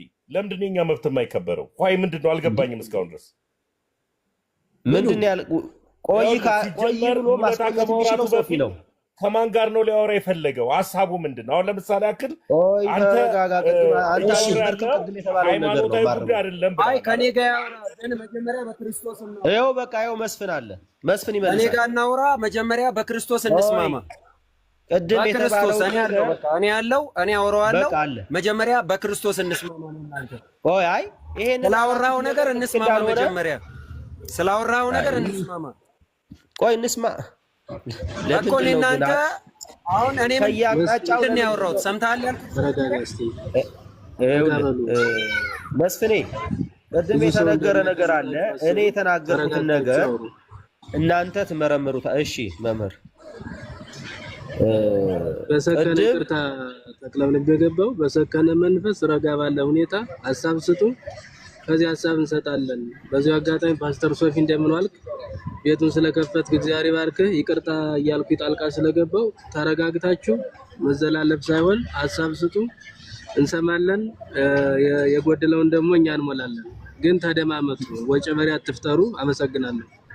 መልካም መምህር፣ እርሶም ሊመልሱት ይችላሉ። እኔ ቅድም የተባለውን ነገር አንስቼ ማስረጃ አቅርቤ ሞግታለሁ። መስፍኔም አለ፣ እርሶም አሉ፣ ሌላም ሰው ካለ ይሄ ነገር ከዚህ አንጻር ብለው ይመልሳሉ። እኔ ያለውን ነገር ላውራ፣ በመጽሐፉ ያለውን ማለት ነው። ኦኬ፣ አንዴ ይሄው ይሄንን መጽሐፍ ላሳያችሁ። ይሄ መዝገበ ጸሎት ነው። ጃውታ እሱ የኔ ማስረጃ ነው። ከፈለክ በተነጋገርነው ላይ እኔ ምንድነው ያልኩ? የኔ ተናገርኩት እዛ ላይ አውራና ጨርስ ልናገርና ሐሳብ ለስ ነው ያልኩ። አውራና ጨርስና ቢዩታ ተናገራ። እሺ እኔ አውርቼ ጭጭ አይደለም፣ ምክንያቱም አንተን ነው የምጠይቀው። አንተን እና ትንጫጫለህ። ቤዛ ማለት ይኸውልህ አንተ መካከለኛ ማለት ነው። እጠይቅሃለሁ፣ ጨርስና ተናገር ከሆነ እኔ እጠይቅሃለሁ። አንተ ይኸውልህ እጠይቅሃለሁ። ለምን ይሄን መጽሐፍ እንዳመጣሁት እናገራለሁ። ሚዩት አድርግ። ለምን ሚዩት አደርጋለሁ? አስተካክልና ና ነው የምልህ። እኔ የተናገርኩትን ይኸውልህ፣ እኔ የተናገርኩትን ጀምርና አዳምጠኝ። እኔ የተናገርኩትን ለማፍረስ አይደል የመጣው? እኔ ምንድን ነው የተናገርኩት? አንተ አሁን ያለው መጽሐፍ ላይ ነው ልብ ያለው። እኔ ምን እንደተናገርኩ አልሰማህም። ልታስተላልፍ የገባው ገብቶኛል፣ ግን ሁሌ እንደዚህ አትደበቅ። እስኪ እኔ በተናገርኩት ላይ እንሞግት። እሺ ቆይ ስማ፣ ሚዩት አድርገው። እሺ ይኸውልህ እኔ መስፍኔ የተናገረውን ብቻ አይደለም ያልኩት። ቅድም ልደተ ቃል የተናገረው ነበረ። አንተ የተናገርከውን እመለስበታለሁ። ልደተ ቃል የተናገረውን ኢየሱስ ክርስቶስ ነው ብቸኛ መካከለኛ። አንተም በእርግጥ ብለሃል፣ ግን እሱ ቃል በቃል ምን ብለዋል? ከኢየሱስ ክርስቶስ ሞት ውጪ የሌላ ሰው ሞት ወደ እግዚአብሔር መንግስት አያመጣም አለ። እኔ ደግሞ የሌላ ሰው ሞት በእናንተ ቤተክርስቲያን መሰረት የሌላ ሰው ሞት ወደ እግዚአብሔር መንግስት ያመጣል፣ ወደ ገነት ያስገባል የሚል አንዴ ሙለታ ከሱ ይልቅ ልደተ ቃል ስለሌለ መልስ መስጠት ስለማይችል የልደተ ቃል ሀሳብን መናገር አንችል። ምክንያቱም የለም። አሁን እዚህ ጋር ያለው ማን ነው? መስፍኔ ነው። መስፍኔ ሴም ቲንግ አውርቷል። ይህንን ተቀብሏል። ልደተ ቃል ያወራው። ስለዚህ መስፍኔ አንተ እንደተናገርከው ብለህ መናገር ይችላል። ምክንያቱም መስፍኔ እዚህ ስላለ መልስ ይሰጣል።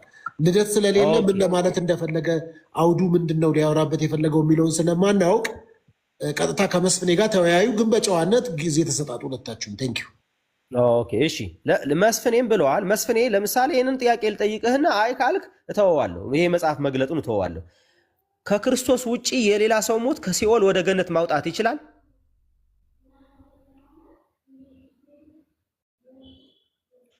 ያንተ አረዳድ ነው እንጂ ይችላል ብላ ቤተክርስቲያናችንም አላስተማረችም። አንተ ነህ አሁን ተደብቀህ አንተ መልስ፣ ችግር የለውም። እኛ ያለ ነው። እኔ ቅድም አብራርቻለሁ። ይችላል አይችልም እየነገርኩ ነው። ከክርስቶስ ልደትም አላለም፣ እኔም አልልህም፣ ሌላውም አይልህም። ይሄ ያንተ ቅዠት ነው እኮ አልኩ። እኛ እንደዛ አይነት አስተምሮ የለንም። ስለዚህ አይችልም ነው እያልክ ያለው። አዳምጠኛ